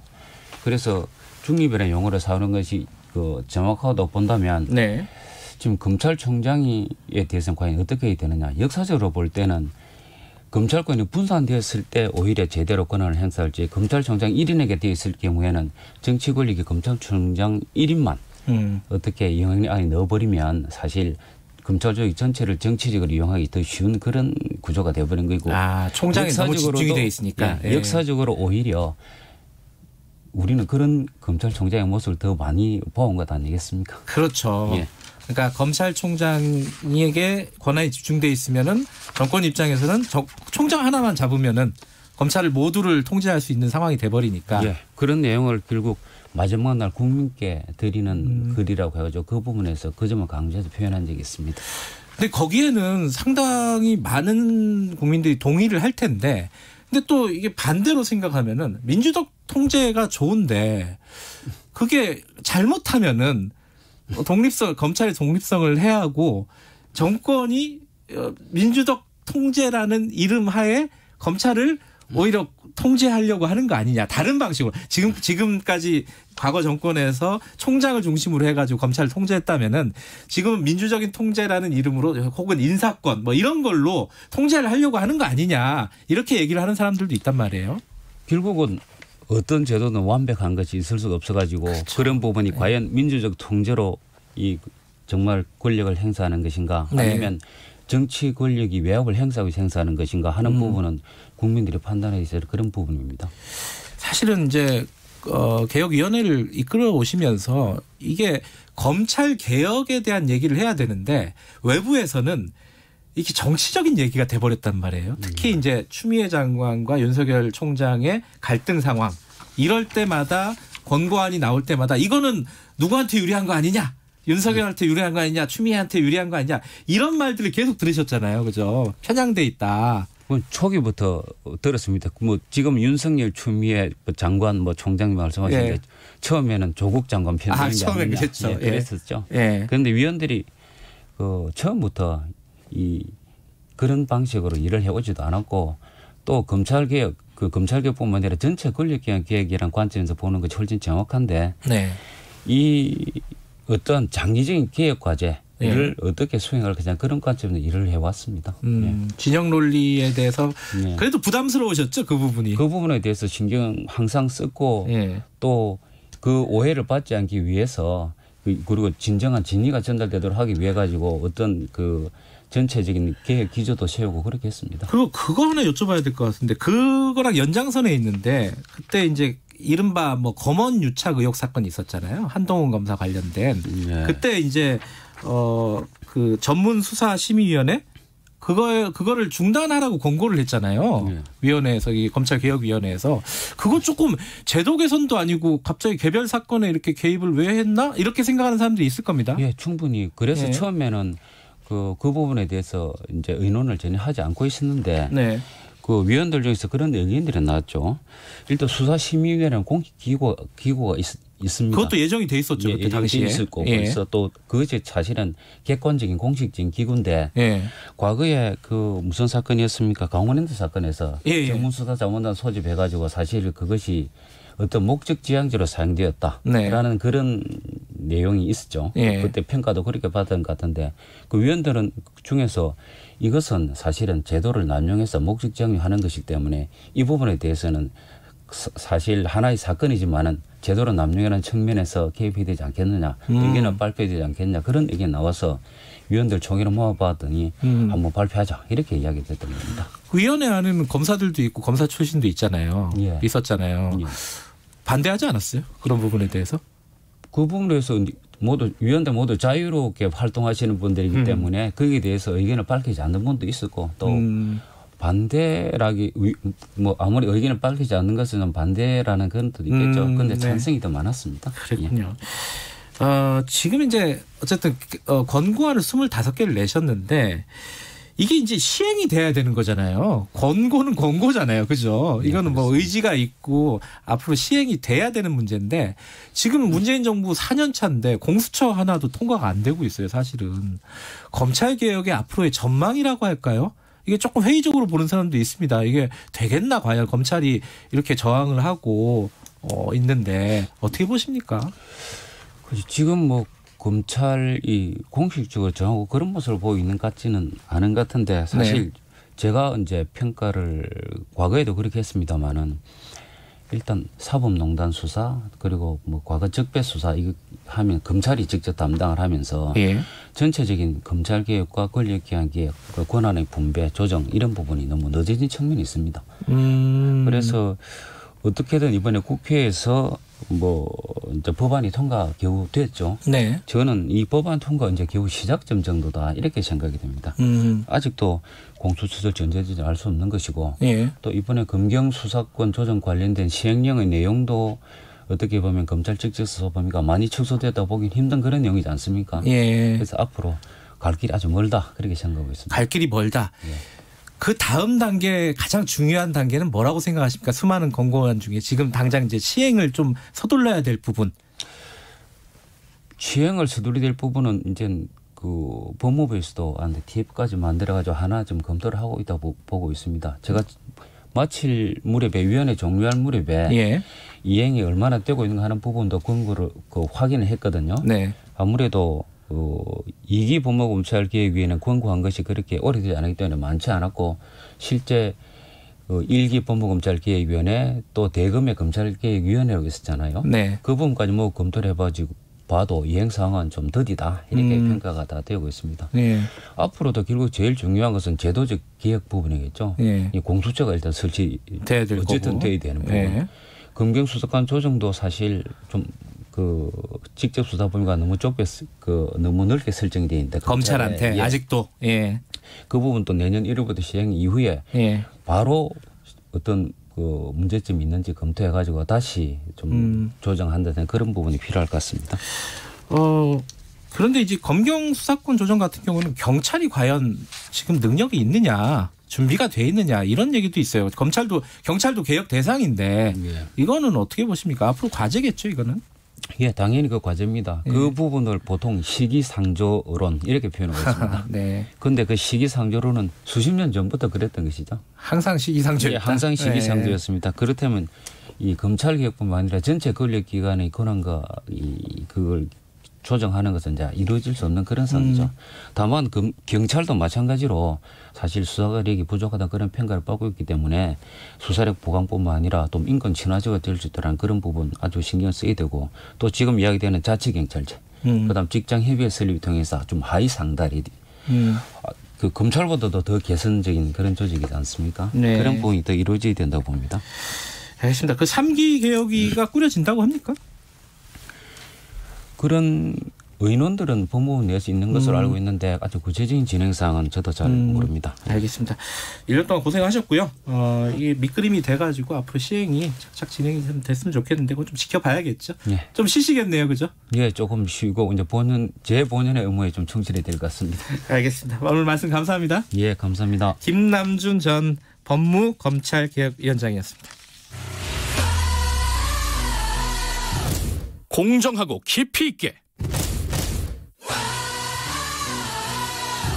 오늘 하루 이슈의 중심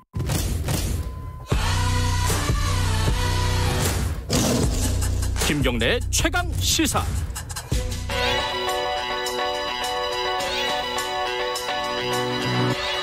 최강 시사 윤태곤의 눈. 윤태곤의 눈입니다. 윤태곤 정치분석실장 나와 계십니다. 안녕하세요. 네, 안녕하세요.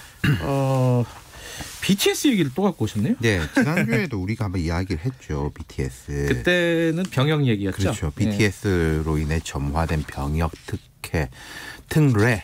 특례에 대한 논쟁을 이야기했는데 그 이후에 보면 아마도 병역 연기를 연장하는 쪽으로 논의가 진행되고 있는 것 같아요. 그 부분은. 그리고 오늘은 조금 또 다른 이야기. 한미동맹. 이게 BTS 얘기가 아니라 이 얘기를 하고 싶었던 거군요. 동북아의 민족주의 문제. 이 역시 BTS로 촉발된 거죠. BTS가 참 지금 이제 글로벌하게 영향력이 정말로 커요. BTS 때문에 나온 이야기들이 워낙 많아요. 뭐 상 받으면서 수상소감 하나 그렇죠. 이게 쭉 설명드릴 텐데 얼마 전에 BTS가 벤플리트 상이라는 걸 받았습니다. 이 상 자체가 6.25 당시에 벤플리트 미 8군 사령관을 기리는 상이에요. 김대중 전 대통령, 이건희 회장 이런 사람들이 받았는데 그러니까 한미 관계 증진에 기여한 개인이나 단체한테 수여돼요. BTS가 이 상을 받고 올해는 한국전쟁 70주년으로 우리는 양국이 함께 겪었던 고난의 역사와 많은 남성과 여성의 희생을 영원히 기억해야 한다. 네. 지극히 상식적인. 이게 되게 당연한 말 같은데. 이게 누가 기분 나쁠 일이 없는 거잖아요. 근데 이게 중국 누리꾼들이 이런 식의 반응을 했다는 겁니다. 한국 전쟁 당시 중국 군인들의 고귀한 희생을 무시하는 것이다. BTS의 수상 소감은 미국의 침략과 아시아에 대한 간섭을 무시하는 발언이다. 그래서 한 번, 두 번 꼬아서 받아들인 거예요. 니네가 한미 동맹을 강조했다고? 한미 동맹을 강조하는 것은 우리 중국을 견제하는 거 아니야? 6.25 때 희생? 아니 우리도 6.25 때 참전했는데? 이런 식으로 확장을 거듭해서. 그러니까 저희들 생각으로 잘 이해가 되지는 않는데. 그리고 이제 우리 BTS도 그렇고 우리가 중국한테 지금 6.25의 책임을 묻거나 그러진 않지 않습니까? 대체적인 그렇죠. 분위기가. 근데 이런 식으로 나오면은 아니 그럼 니네가 우리의 적군이었잖아. 우리도 이렇게 확장될 수 있는 거잖아요. 중국이 이렇게 해가지고 이후에 우리 이제 중국에 진출한 큰 기업들이 온라인 광고에서 BTS 관련 내용을 내렸다. 이런 이야기까지 이어지고 논란이 벌어졌죠. 근데 이게 우리 정치권에서 좀 시끄러웠어요. 그렇죠. 일단 우리 국내 정치권을 보면은 이래가지고 말이 되냐. 우리 자존심 또 우리의 대표 상품이나 다름없는 BTS를 이렇게 하면 우리가 보호해줘야 된다. 이런 논리가 있는 것이고 또 반면에 민주당 신동근 최고위원은 대중적으로 이름이 알려진 이들의 발언이 민족적 자부심이나 역사적 상처를 건드리면 사회적 문제로 비화하고 있다. 동북아 근현대사는 세계 어느 것보다 식민 지배와 독립투쟁, 이념 갈등으로 점체됐다. 민족적 감수성이 앞서기 십상이니 조용한 외교로 해야 된다. 이 말 자체는 이제 지극히 옳은 말이고 틀린 말은 아닌데. 원론적인 얘기긴 한데. 근데 이게 그럼 BTS가 중국을 건드렸단 말이냐. 그렇죠. 이제 이런 약간 조심하자는 취지잖아요. 그렇죠. 이게. 그리고 아니 일본 이런 이야기 나오면은 안 그러더니 왜 중국에만 그렇게 조심하냐. 이런 식의 이제 갑론을박들이 이어진 게 이제 우리 국내 상황. 예. 또 한쪽이 어떤 부분이 있어요? 중국에 대한 세계적 질타. 그러니까 이게 제가 볼 때는요. 특히 미국이나 영국 쪽에서는 잘 걸렸다. 이런 중국 느낌도 잘 걸렸다. 있는 것 같아요. 이거는 누가 봐도 얘들이 오버한 거다. 그렇죠. 그러니까 이제 미국 정부가 또 은근히 끼어들었습니다. 모건 오테이거스 미 국무부 대변인, 우리로 치면 외교부 대변인이죠. 긍정적인 한미 관계를 지지하기 위한 BTS의 지속적인 노력에 감사한다. 당신들은 벤플리트 상을 수상할 자격이 충분하다. 자, 이 부분에 보면 중국에 대한 이야기는 하나도 없는데 뭐 다 들어라, 뭐 고소하다, 약간 이런 뜻이잖아요. 그러니까 국무부 대변인이 이 논평을 해도 되고 안 해도 되는 논평인데 그렇죠. 굳이 한 거잖아요, 그죠? 뭐 BBC나 뉴욕 타임스 같은 언론들도 이런 식으로 이제 논란을 주요하게 보도를 했습니다. 그러면서 이제 중국의 저런 민족주의 열풍이 참 우려된다. 전 세계적으로 그렇게 점잖게 이야기를 했죠. 이건 뭐 중국이 자초한 거라고 볼 수도 있지 않습니까? 그렇죠. 그러니까 앞서 말씀드린 대로 BTS가 뭐 한미 동맹이라는 이야기도 안 썼어요. 뭐 이제 우리가 이제 70년 전에 같이 이 고난의 역사를 겪었다. 네. 많은 남성과 여성들이 희생을 했다. 뭐 그 정도는 이야기했는데 뭐 그거 가지고 이렇게 끼어든 거니까 되로주고 말로 받은 것이고 중국에서 좀 주춤하는 분위기입니다. 그래요? 외교부에서 되게 톤다운을 하고 이 문제가 확산된 것이 그 황구시보라고 이제 관영 국제 매체 예. 여기서 이거 보도하면서 촉발됐거든요. 근데 이제 엊그제인가 한국시보에서는 아니 이게 별게 아닌데 한국 언론들이 우리 네티즌들 반응을 과하게 써가지고 그런 거다라면서 오히려 한국 언론이 오바했다. 네, 근데 그 책임 떠넘기기지만은 사실은 발백이라고 볼 수도 있는 그렇겠죠. 거죠. 예. 그러니까 이 문제 자체는 커지지는 않을 것 같은데. 예. 근데 사실 지금까지 유사한 논란들이 없지 않았던 게 아니에요. 뭐 이효리 뭐 등등 또 뭐 대만 한국에서 활동하는 대만 출신의 이제 연예인이 쯔위. 뭐 이제 네. 대만 관련 이야기를 했다가 뭐 불매 운동 이렇게 되면은 또 막 그때는 사실은 뭐 사과하고 글 내리고 다 그런 식 대응이었거든요. 근데 BTS니까 전 세계가 이제 힘을 합쳐가지고 중국에 대해서 뭐라 그러고 중국이 주춤하고 급이 다르구나. 뭐 잘못 건드렸다 이렇게 생각할 수도 있겠죠. 그리고 이게 지금 이런 건 있을 거예요. 한중일 간에 너는 과도한 민족 우월주의, 근데 우리는 순수한 애국심. 그런 식들의 공방들이 물고 물리는 공방들이 있었잖아요. 물 밑에 있다가 계기만 그렇죠. 있으면 툭툭 나오죠. 과거사하고 이제 뭐 역사 문제를 가지고 신동근 의원이 말씀한 게 참 맞는 말인데 이런 것도 있을 거예요. BTS 이 문제를 제쳐놓고 우리는 뭐 신동근 의원이 이야기한 것처럼 제가 신동근 의원 개인에 대한 이야기가 아니라 지극히 옳은 말인데 우리도 그렇게 하고 있었느냐라는 부분에 대한 거. 우리도 어떨 때 보면은 좀 과도한 그렇죠. 뭐 그런 것들이 민족주의적 성향을 보이죠. 예, 네. 있는 거죠. 그 부분에 대한 거. 그 다음에 이제 영내의 중국에 대한 문제. 자, 홍콩의 이제 조슈아 웡이라고 이제 우산혁명 민주화 운동가 아주 젊은 친구죠. 그랬습니다. BTS 사태 배경은 중국이 세계화의 갈등 속에서 애국주의를 고취시키는 것이다. 그러니까 중국이 이제 뭐 글로벌한 민주주의라든지 뭐 이런 데 대한 압력을 받을수록 내부적으로는 애국주의를 통해 가지고 돌파하려고 한다. 뭐 이런 이야기는 많았었죠. 그럼 이제 우리가 어떻게 해야 될 것이냐. 자, 우리는 이제 글로벌하게 나가야 된다. 근데 또 이런 부당한 공격에는 맞서야 된다. 두 주장이 다 맞죠. 네. 거기서 어떻게 균형점을 찾을 것인가? 알겠죠. 예. 윤태곤의 눈이었습니다. 2부는 여기까지 하겠습니다. 안녕하십니까. 통계청장 강신욱입니다. 우리나라 인구와 주택 현황을 파악하기 위한 인구주택 총조사가 이달 15일부터 시작됩니다. 올해는 방문조사 이외에도 PC, 모바일과 전화 등 비대면 방식으로 안전하고 편리하게 조사에 참여하실 수 있습니다. 인구주택 총조사의 결과는 국민의 삶과 직결된 주택, 일자리, 복지 등의 정책 수립에 활용됩니다. 국민 여러분의 적극적인 참여를 부탁드립니다. 응답하신 내용은 오직 통계의 목적으로만 사용되며 법으로 엄격하게 보호됩니다. 걱정이네. 정년은 코앞인데 애들 뒷바라지는 한창이고 무엇보다 앞으로도 계속 일을 하고 싶은데 말이야. 김 부장, 자네 아직 몰라? 올해부터 정년이 지나도 계속 고용할 수 있도록 기업에 지원금도 주고 퇴직 예정자에 대한 재취업 지원 서비스도 제도화됐잖아. 그래? 그뿐인가 어디. 새로운 인생 산모작을 미리미리 준비할 수 있게 도와주는 생애 경력 설계 서비스도 대폭 확대된다고. 너무 걱정하지 말고 우선 전문기관인 중장년 일자리 희망센터에 가서 도움부터 받아보세.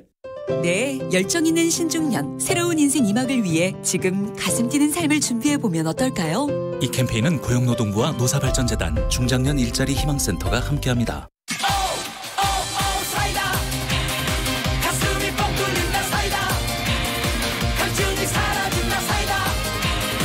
오태훈 시사본부 다 사이다. 가슴이 뻥 뚫린다 사이다.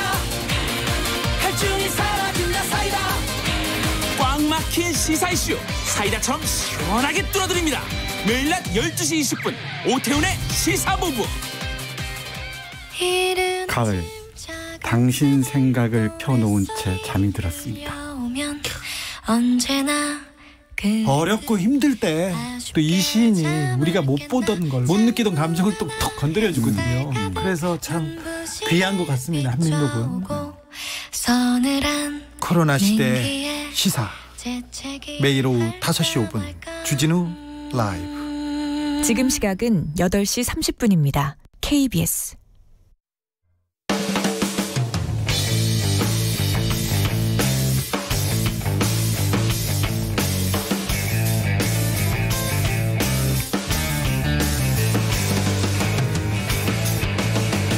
김경래의 최강 시사.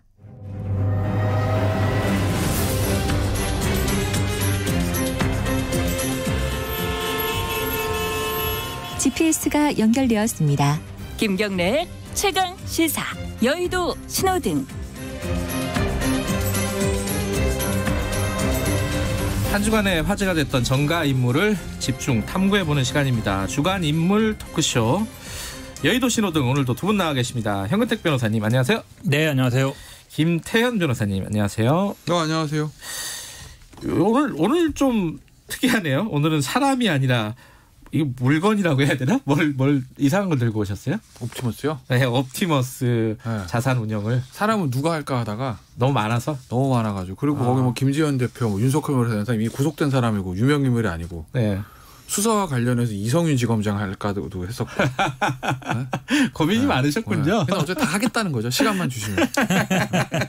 이걸 하시지 뭘 김종인 위원장 짧게 뭐 하고 가시죠. 그러면 짧게. 김종인 위원장을 갖고 오셨는데 빨간불입니까? 파란불입니까? 노란불? 당연히 빨간불이죠.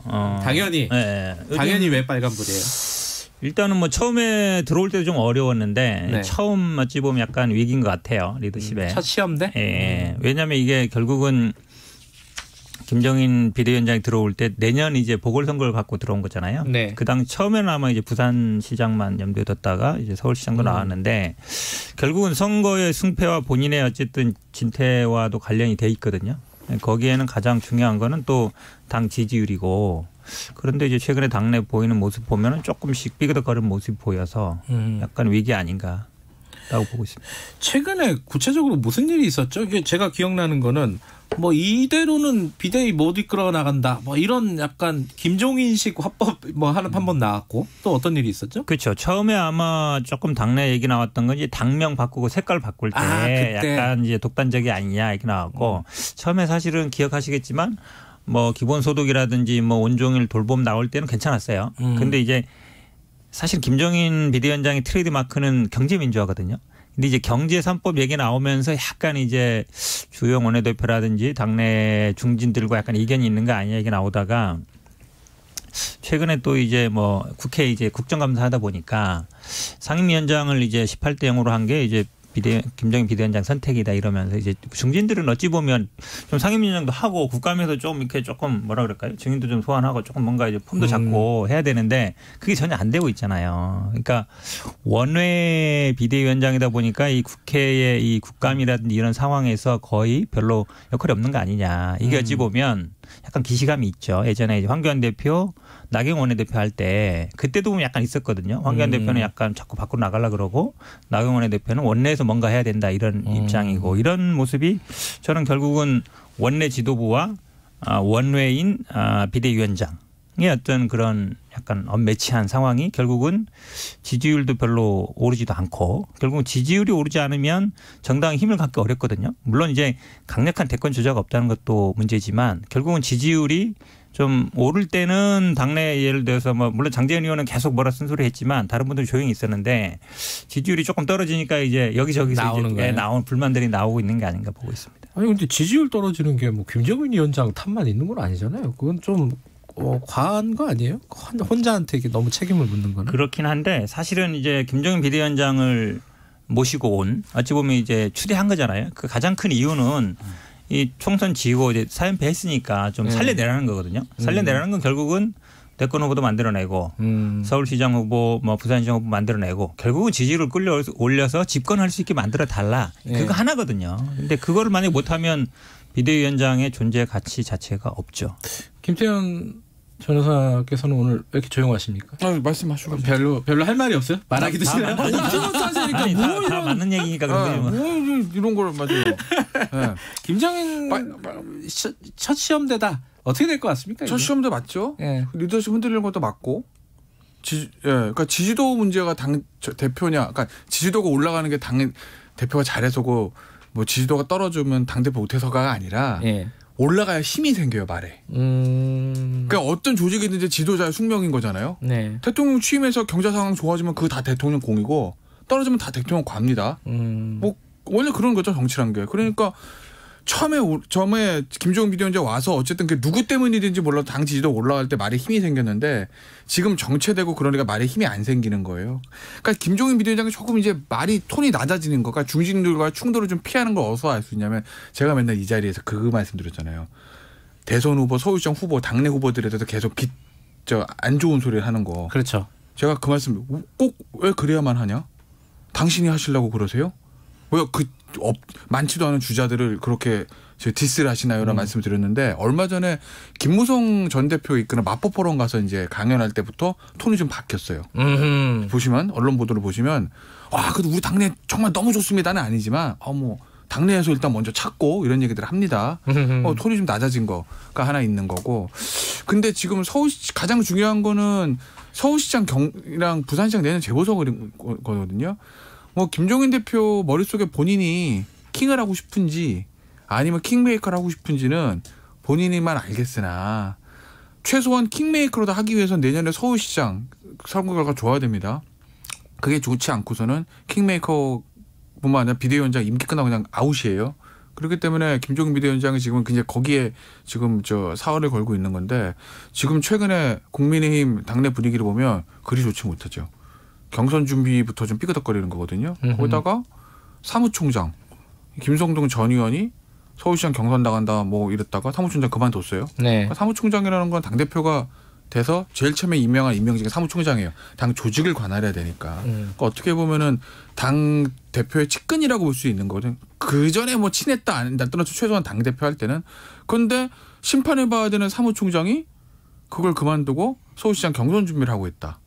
그럼 이 과정에서 김종인 대표의 위원장의 리더십은 흔들 수밖에 없는 거죠. 현재로서는. 굉장히 중요한 지적이에요. 사실은 당을 아시는 분들은 당 사무총장이 사실은 선거를 총괄하거든요. 선거대책본부장을 맡아요. 실무를 다 하는 건데 그런 분이 나가겠다? 그럼 제초에 하지 말았어야 돼요. 네. 근데 재미있는 현상이 제가 최근에 사실은 뭐 국민의힘 쪽에 아시는 분은 많지 않은데 이렇게 방송에서 가끔 만나는데 얘기 들어보면 다 생각이 있어요. 서울시장, 부산시장. 그리고 김정인 위원장을 다 자기 보고 다 나가라고 했대요.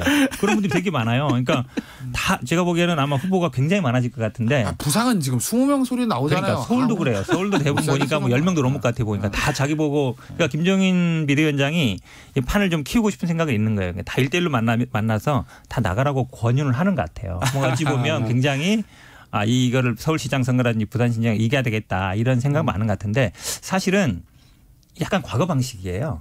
왜냐하면 예전에는 이렇게 낙점해가지고 너 나가 이러면 이제 되잖아요. 후보가 되는데 지금 그게 아니거든요. 지금 뭐 미스트롯 방식이 여론 나오는 거 보면 결국 국민들이 아니면 서울 시민들이나 부산 시민들이 이 사람을 우리가 시장으로 좀 해야 되겠다. 이전 어떤 여론이 모여야 되거든요. 그런 거 없이 그냥 당대표라는 분이 그냥 너 한번 나가면 좋겠다. 이렇게 해서 될 것 같지는 않거든요. 사실은 근데 그런 부분이 조금 약간 과거 방식 아닌가. 그러니까 여의도 자르라는 방식이 어찌 보면 조금 위기시기나 아니면 과거에는 통했을지 모르겠는데 지금처럼 약간 대중정치 아니면 국민들이 이제 오픈된 정치 하는 데서는 좀 안 맞는 게 아닌가 이런 생각도 들어요. 사람이 과거 사람인데 과거 방식도 좀 있겠죠. 아마 그러니까 제 개인 생각이에요. 김종인 비대위원장이 서울시장 대선보다 이제 서울시장이 제일 중요하니까 현재로서는. 그러니까 서울시장을 이겨야 국민의 입장에서 대선도 바라볼 수 있는 거거든요, 사실은. 그러니까 제가 말씀드린 저도 굉장히 근소하게 져야지 뭐 크게 지고 이러면 뭐 대선도 그냥 안녕이니까. 서울시장 후보 선택과 관련해서 제 개인 의견이에요. 김종인 비대위원장이 가장 선호하는 방식은 아마도 2011년 방식일 거예요. 안철수, 박원순, 단일화. 굉장히 극적이었잖아요. 그러니까 당 밖에 있는 유력 후보, 유명 인사 안철수, 박원순이라는 사람들끼리 둘이 합쳐가 둘이 아무도 그다음에도 시키지 않았는데 박원순 제가 하겠습니다. 안철수 양보. 그다음에 민주당 내에서 경선해가지고 박영선 등판. 박영선과 준칙 빼고 합니다. 박영선과 박원순의 여론조사 경선. 박원순. 굉장히 드라마틱하고 극적이었고 등장 인물들도 다 거물들이었어요. 그러니까 당시에 나경원 의원 당시에 계속 전도 유망한 저 정치인이었는데 지잖아요. 그게 뭐 당시에 뭐 피부과 의혹 있었잖아요. 피부과 의혹 때문에 적겠어요? 그건 아니거든요. 전체적으로 판 분위기 자체가 아마 그렇게 확 야당으로 당시 야당 넘어간 거란 말이에요. 아마 김종인 비대위원장 머릿속엔 그런 식으로 해서 붐압을 일으켜야 된다. 지금 어쨌든 서울시장은 박원순 시장의 문제로 보궐선거가 있는 거고 그리고 어쨌든 민주당과 국민의힘 지지도가 차이가 옛날만큼 큰 건 아니고 그리고 지난 총선에서 서울시에서 괴멸하긴 했지만 전체 득표수를 보면 한 7% 정도 차이 나고 그렇다고 보면 후보 과정에서 드라마틱하게 후보를 만들어내면 해볼 수 있다는 생각하고 있는 거예요. 저도 그 생각에 동의를 합니다. 다만 문제는 당 밖에 그런 후보들을 찾을 수 있느냐라는 걸까요? 그러니까 사람이 있어야지. 사람이. 그게 문제인 거죠. 그러니까 예를 들어서 지금 뭐 김동연 경제부총리 얘기를 많이 하고 저도 개인적으로 김동연 경제부총리 서울시장 카드 굉장히 좋은 카드 생각을 하는데 안 나온다며요. 그게 이제 문제인 거고 당시에 박원순 변호사는 정치를 하고 싶어하는 열망과 정치 꿈나무적인 것들이 있었어요. 근데 지금 김동연 경제부총리는 본인의 속마음 모르겠어요. 겉은 그건 아니라는 거죠. 그런 한계들이 좀 있다. 알겠습니다. 그러니까 사실은 뭐 구슬이 서말이라도 꽤 보배가 되는 거죠. 후보 없이 뭐 선거를 어떻게 하겠습니까? 저는 아마 김태현 변호사는 이제 부산은 따로 당상이고 서울만 된다 이 생각 같은데 제가 보기에는 부산도 그렇지 않은 것 같아요. 왜냐하면 지금 부산 쪽 그 국민의힘 쪽 얘기 들어보면 이제 현역 불출마 방침을 정하면서 당내 논란이 많아요. 보니까 왜 현역이 안 되냐. 이제 원에 있는 사람들이 하고 있고 그러니까. 부산에도 진짜 많은 사람들이 있는데 알겠습니다. 아마 그 논란 정리가 제가 보기에는 좀 쉽지 않은 얘기 좀 정리하고 옵티머스로 넘어가야 되는데 정리하기 전에 서울시장 후보로 누가 나올 것 같습니까? 저요? 네. 국민의힘 쪽에서. 지금은 경선하는 수밖에 없어요. 그래서 왜냐하면 그러니까 2011년도 좀 차이 2011년에 민주당에는 이해찬 한명숙이랑 강한 힘을 가진 대표들이 있었잖아요.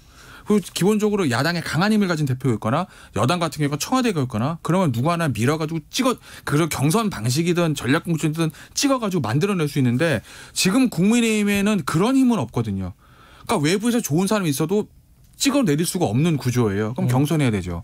그리고 보궐선거란 게 사실 인지도가 굉장히 중요하다. 그렇게 보면 글쎄요. 본인만 마음 먹으면 저는 그래도 오세훈 전 시장? 본인이 마음 먹으면 대권 나간다며요. 본인이 마음 먹으면. 저 개인적으로 필승 카드는 절대 안 되겠지만 유승민 전 대표. 필승 카드다? 그게 또 필승이에요. 아니 왔다 갔다 해. 한 사람만 얘기해. 현실의 문제인 거가 앞에는. 그러니까 유승민 전 대표 같은 거 절대 안 하겠지만 대구에 있는 왜냐하면 굉장히 중도 개혁적인 이미지가 있으니까. 예. 근데 본인이 대선 가려고 그러지. 더불어민주당도 필승 카드 있어요. 사실은 이제 박원순 시장의 어떤 그런 문제로 한 거라서 사실은 뭐 당내 여성 후보를 내야 된다는 여론이 사실 있죠. 사실 없는 건 아니고. 근데 아마 신인 뭐 그런 특정인 것보다는 아마 이게 언택트 시대이기 때문에 경선을 하더라도 과거처럼 막 이렇게 붐업하기는 쉽지 않은 상황이지 않은가로 봐요. 아마 기존 정치인들이 될 가능성이 더 많다고 알겠습니다. 라임 옵티머스로 넘어가죠. 시간 많이 줄었네. 아니 뭐 길게 하죠. 뭐 길게. 좋으시겠어요? 이게 라임 옵티머스 중에 라임보다 옵티머스가 심각하다? 김태현 변호사께서 이런 말씀하셨어요? 규모는 라임이 크죠. 그러니까 왜 옵티머스가 규모는 근데 사기성이 옵티머스가 더 커요. 제가 봤을 때는. 사기성이? 네. 둘 다 사기인데 뭐 또 다른 게 옵티머스도. 있어요? 라임은 라임도 사기인데 하다가 사기인 거고 처음에 하다가 큰일 났네. 어떡하지? 이런 거예요. 쉽게 얘기하면 돌려 막아야 되는데 이런 건데 옵티머스는 그냥 시작부터 사기예요. 원래 얘네들은. 사기로 시작된 거다. 시작부터 애초에 설정부터 운영까지 전부 다 사기 과정이 있기 때문에 그래서 옵티머스가 저는 개인적으로 더 심각하다고 본 거죠. 규모도 규모지만 왜냐하면 처음에 공공기관 매출 채권 투자한다 그랬거든요. 연 5% 그럴듯하죠. 왜냐하면 지금 퇴직자들 입장에서 보면 주식은 전문가가 아니고 부동산은 돈이 모자르고 대출도 막아놓고 금리 낮고 그럼 뭐해요? 연 5%면 솔깃하죠. 그다음에 크죠. 공공기관 매출 채권이 망하겠어요? 공공기관이? 그 투자했는데 알고 봤더니 대부업체에 투자했어요? 시행사에 투자했어요? 그 시행사도 뭐 제대로도 시행될 만한 물건 가진 데도 아니에요. 그 투자된 돈들이 시행사나 대부업체도 잘만 운영하면 돈은 되죠. 금리 얼마 많이 받으니까. 근데 대부업체하고 시행사에 투자한 돈들이 고스란히 빠졌어요. 저수지로.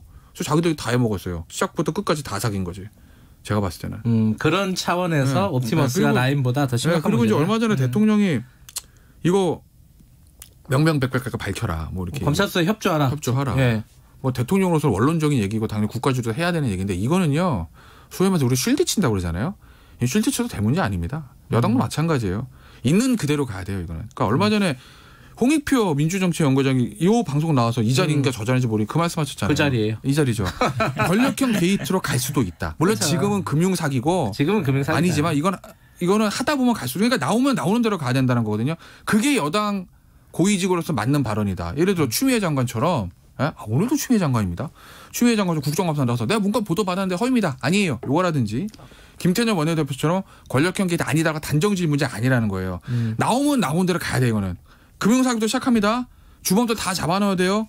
금융사기 자체. 그다음에 거기 뒤를 봐준 금감원. 그다음에 판매한 어떤 판매사 문제 다 가야 됩니다. 만약에 이게 뭐 청와대 관계자 등 민주당 관계자 등 뭐 야당 국회의원도 마찬가지고 누구든지 관련돼 있으면 이거는 있는 대로 가야지 조금이라도 비호하라고 해서 될 문제는 아닌 거다. 왜? 서민들 돈이 5천억이 날라갔으니까.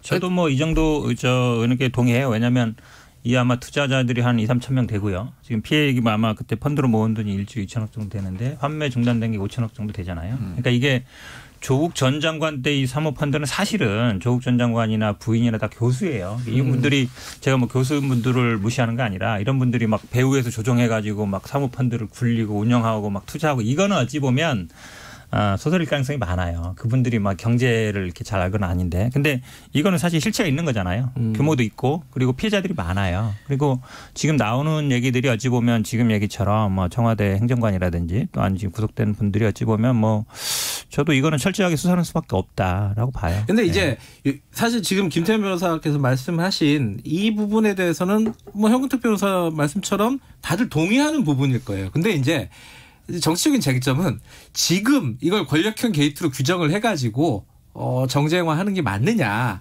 근데 이제 여기에 대한 인식 차이가 좀 있는 거죠. 근데 이런 거예요. 그러니까 야당의 시각에서 보면 어쨌든 문건에 여당 관계자, 국회의원, 관계자, 언론계, 청와대 관계자 이름이 있다는 거잖아요. 나오잖아요. 근데 그걸 가지고 그럼 야당 입장에서 보면은 당연히 권력형 게이트를 의심을 가지고 문제를 제기하는 거는 야당의 본성 아니겠습니까?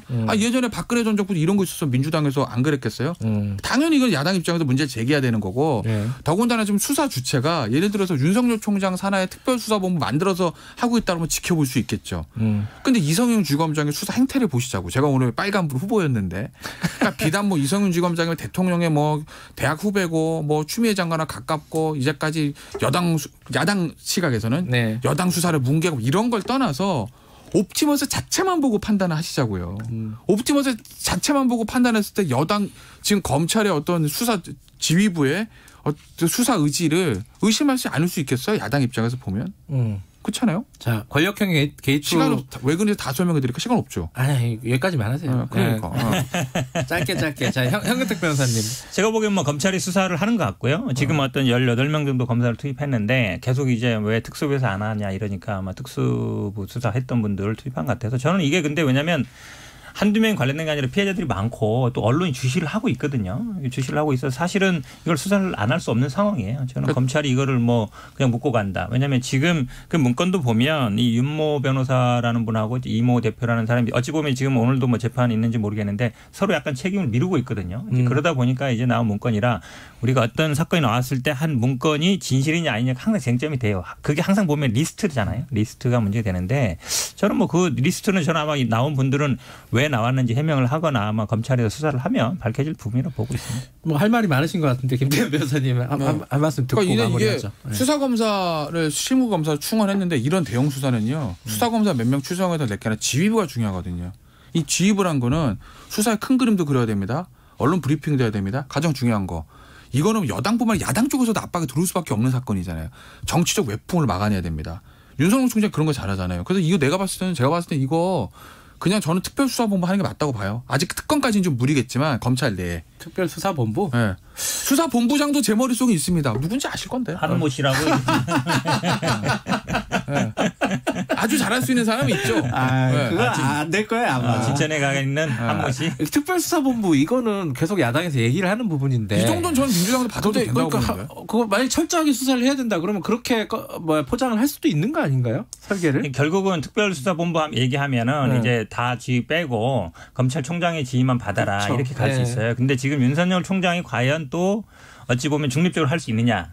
지금 어찌 보면 뭐 야권의 뭐 강력한 대권 후보이기도 하고 그렇죠. 그러다 보니까 제가 보기엔 지금 상태에서는 수사를 하는 게 맞고 이게 만약에 부족하거나 이랬을 때는 하는 게 맞는 것이지 얘기처럼 윤석열 총장을 직할체제로 만들어 수사하라. 제가 보기에 그러면 본인의 약간 얘기도 들어가는 거죠. 장관이랑 같이 보고 받으면 되잖아요. 불신 시대에 살고 있는 우리의 모습을 보여주고 있습니다. 그럼 특검 하시는 거 어떨까? 특검도 제가 머릿속에 짜놨는데. 근데 여기까지 듣겠습니다. 고맙습니다. 네, 고맙습니다. 여의도 신호등 김태현 변호사, 형은택 변호사였습니다. 지금 시각은 8시 50분입니다. 김경래 최강시사는 짧은 문자 50원, 긴 문자 100원인 문자번호 샵 9730 무료인 어플 콩으로 참여하실 수 있습니다. 유튜브 라이브로도 함께합니다. 자, 저녁 없는 삶보다 야구가 없는 삶이 더 끔찍했다 이런 말이 있다고 합니다.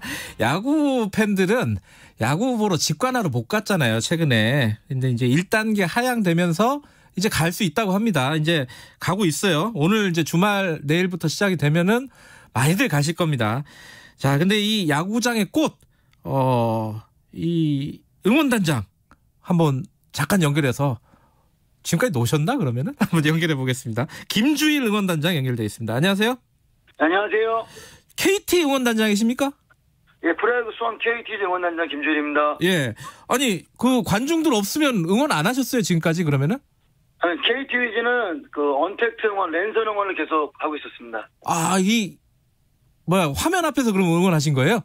그렇죠. 텅 빈 야구장에서 이제 앞에 저희 야구장 앞에 리본보드라고 띠 전광판이 있거든요. 예. 그래서 나오는 관중분들을 보면서 이제 약간 인터넷 BJ처럼 응원하고 있습니다. 그거 어색하지 않으세요? 이게 항상 수만 관중들을 앞에 두고 이렇게 응원을 이끌어 가셨던 분일 텐데 어떠셨어요? 근데 제일 무서운 게 그 어색함이 익숙함이 돼버리는 게 너무 무섭더라고요. 익숙해지셨어요 이제? 익숙해지는데 슬프죠. 슬프다. 그런데 지금 1단계 되면서 언제부터 관중들 들어오기 시작했죠? 화요일부터 관중분들이 일단 20% 입장 시작했습니다. 아, 20%면은 드문드문 앉아 있겠네요, 그죠? 보기에. 저희가 야구장에 이제 테이핑 마킹 해놔가지고 같이 일행이 오더라도 2m씩 거리를 두고 띄엄띄엄 앉아야 됩니다. 아이고, 그 응원할 맛이 납니까? 그렇게 하면은?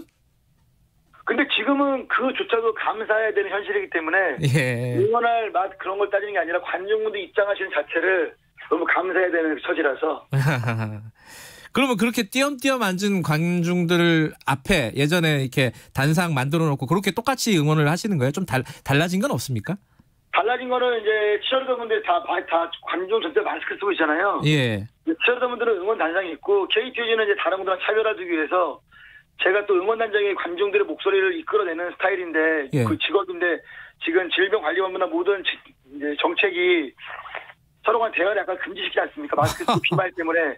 저는 스카이박스로 이동을 해가지고 위쪽에서 관중을 내려다보면서 예전에는 이제 응원의 목소리 열정을 내뿜는 게 제 직업이었는데 요즘에는 응원의 열정보다 목소리보다 질서 유지의 응원을 이끌어내는 게 제 역할이 돼가지고 어색한 게 없지 않아 있죠. 그러니까 맨 앞에 계신 게 아니라 저 뒤쪽에 스카이박스에서 응원을 지도하고 계시군요. 지휘하고 계시군요. 전체를 이제 바라보면서 약간 좀 질서 유지 통제의 개념도 있기 때문에. 그럼 막 소리 지르고 사람도 적지만은 뭐 이런 것도 못 하는 거예요? 관중도? 그래서 제가 맨날 마이크로 제일 많이 하는 얘기가 응원단장의 목소리 이끌어내는 직업인데 그런 응원단장인 제가 말씀드린다고 목소리의 열정을 응원의 동작 응원가가 나오잖아요. 그 응원가는 스피커에서 나오니까 응원가를 감상하시면서 응원 동작을 따라하시라고 말도 안 되는 문장인데 그거를 계속 강조하고 있습니다. 따라해요? 그러면 잘? 근데 KT위즈 팬분들은 진짜 질서의식이 너무 좋으셔가지고 막 언론에서도 KT위즈 팬들의 질서의식을 약간 칭찬하셨거든요. 너무 좋게 다 통제에 따라오시고 아직까지 큰 문제 없이 질서 있게 야구 관람하고 계세요. 코로나 시대에 응원이라는 것도 참 특이하네요. 그런데 지금 프로야구 10개 구단 응원단장 중에 최고령이라고 하십니다. 그죠? 원로 응원단장이신데 아니 어떻게 이렇게 비결이 있습니까? 이게 오랫동안 응원단장 하시는 게? 일단 첫 번째는 제 직업을 너무 사랑하고 대학교 대회를 너무 사랑하고 그다음에 응원이라는 직업에 대해서 많은 분들이 예전에는 잘 모르셨거든요. 그래서 저는 이거를 전문화시키고 싶었고 그다음에 관중분들에 대해서 그분들을 이제 연구하고 일단은 제 일에 대한 열정 그다음에 체력 관리 같은 경우는 응원단장분들이 거의 다 이제 체리 출신이 많거든요. 맨날 운동도 계속 같이 하고 하니까 또 매일마다 응원하면서 뛰는 자체가 운동이기도 하고 체력적으로도 뭐 괜찮고 하니까 뭐 구단에서도 괜찮게 봐주시고 그래도 오래 한 것 같습니다. 그 응원단장들 사이에 저 형은 환갑까지 할 것 같다 이런 말이 떠돈다는데 이거 좀 부담스럽지 않으십니까? 그러니까 제가 잘해야지만 후배 응원단장들이 또 그거에 대해서 더 오래 할 수도 있으니까 왜냐면은 응원단장들이 나이를 먹을수록 너는 몇 살인데 아직까지 응원단장 하냐고 그런 소리 나올 수 있잖아요. 근데 이제 제가 최고령으로 버티고 있으면 밑에 애들은 주의령도 하고 있는데 뭔 상관이냐고 그런 말 할 수 있으니까 제가 책임감을 가지고 뭐 실력으로나 뭐 약간 좀 사회적으로나 모범이 되어야겠죠. 주일 매직이 별명이라고 들었어요? 주일 매직이 무슨 뜻이에요? KT 위즈의 이제 위즈가 위저드나 그런 약자 뭐 마법사의 그런 뜻이거든요. 약자라서 제가 2015년도 창단 때 와가지고 열심히 응원을 하고 응원가도 많이 만들고 응원을 좀 열심히 하고 좋게 해주니까 관중분들께서 갑자기 신생팀의 응원 마법 같은 거를 했다는 그런 좋은 뜻으로 만들어주신 인터넷상의 별명이에요. 목이 근데 쉬셨어요, 그죠? 이 목이 이제 쉰 게 이 맨날 육성으로 지르다 보니까 이게 약간 인이 배겨가지고 이 목소리로 이제 뭐 고음도 나오고 더 이상 쉬지도 않고. 이대로예요, 그냥? 목이 가수분들한테는 목이 굳은 살이 되겠다는 그런 비슷한 스타일. 알겠습니다. 제가 두 가지 주문을 하겠습니다. 하나는 KT 응원 한 10초, 20초 짧게 하나 하시죠. KT 위즈는 KT 위즈 뭐 막내 구단으로서 많이 부족합니다. 하지만 여러분들에게 임팩트 있게 열정으로 다가가겠습니다. KT 많이 사랑해 주십시오. 또 하나 김경래 최강시사 화이팅 한번 외쳐주세요. 김경래 최강시사 화이팅! 아이고 목소리가 진짜 좋으십니다. 여기까지 듣겠습니다. 오늘 주말 응원 잘 진행되길 바라겠습니다. 고맙습니다. 감사합니다. 프로야구 KT 위즈 김주일 응원단장과 이야기 나눠봤습니다. 주말에 이제 야구 보러 가면 살만 나시는 분들이 있으시겠네요. 김경래 최강시사 오늘 여기까지입니다. 저는 뉴스타파 기자 김경래였고요. 내일 아침 월요일 아침 7시 20분에 다시 돌아옵니다. 천에서 불이 나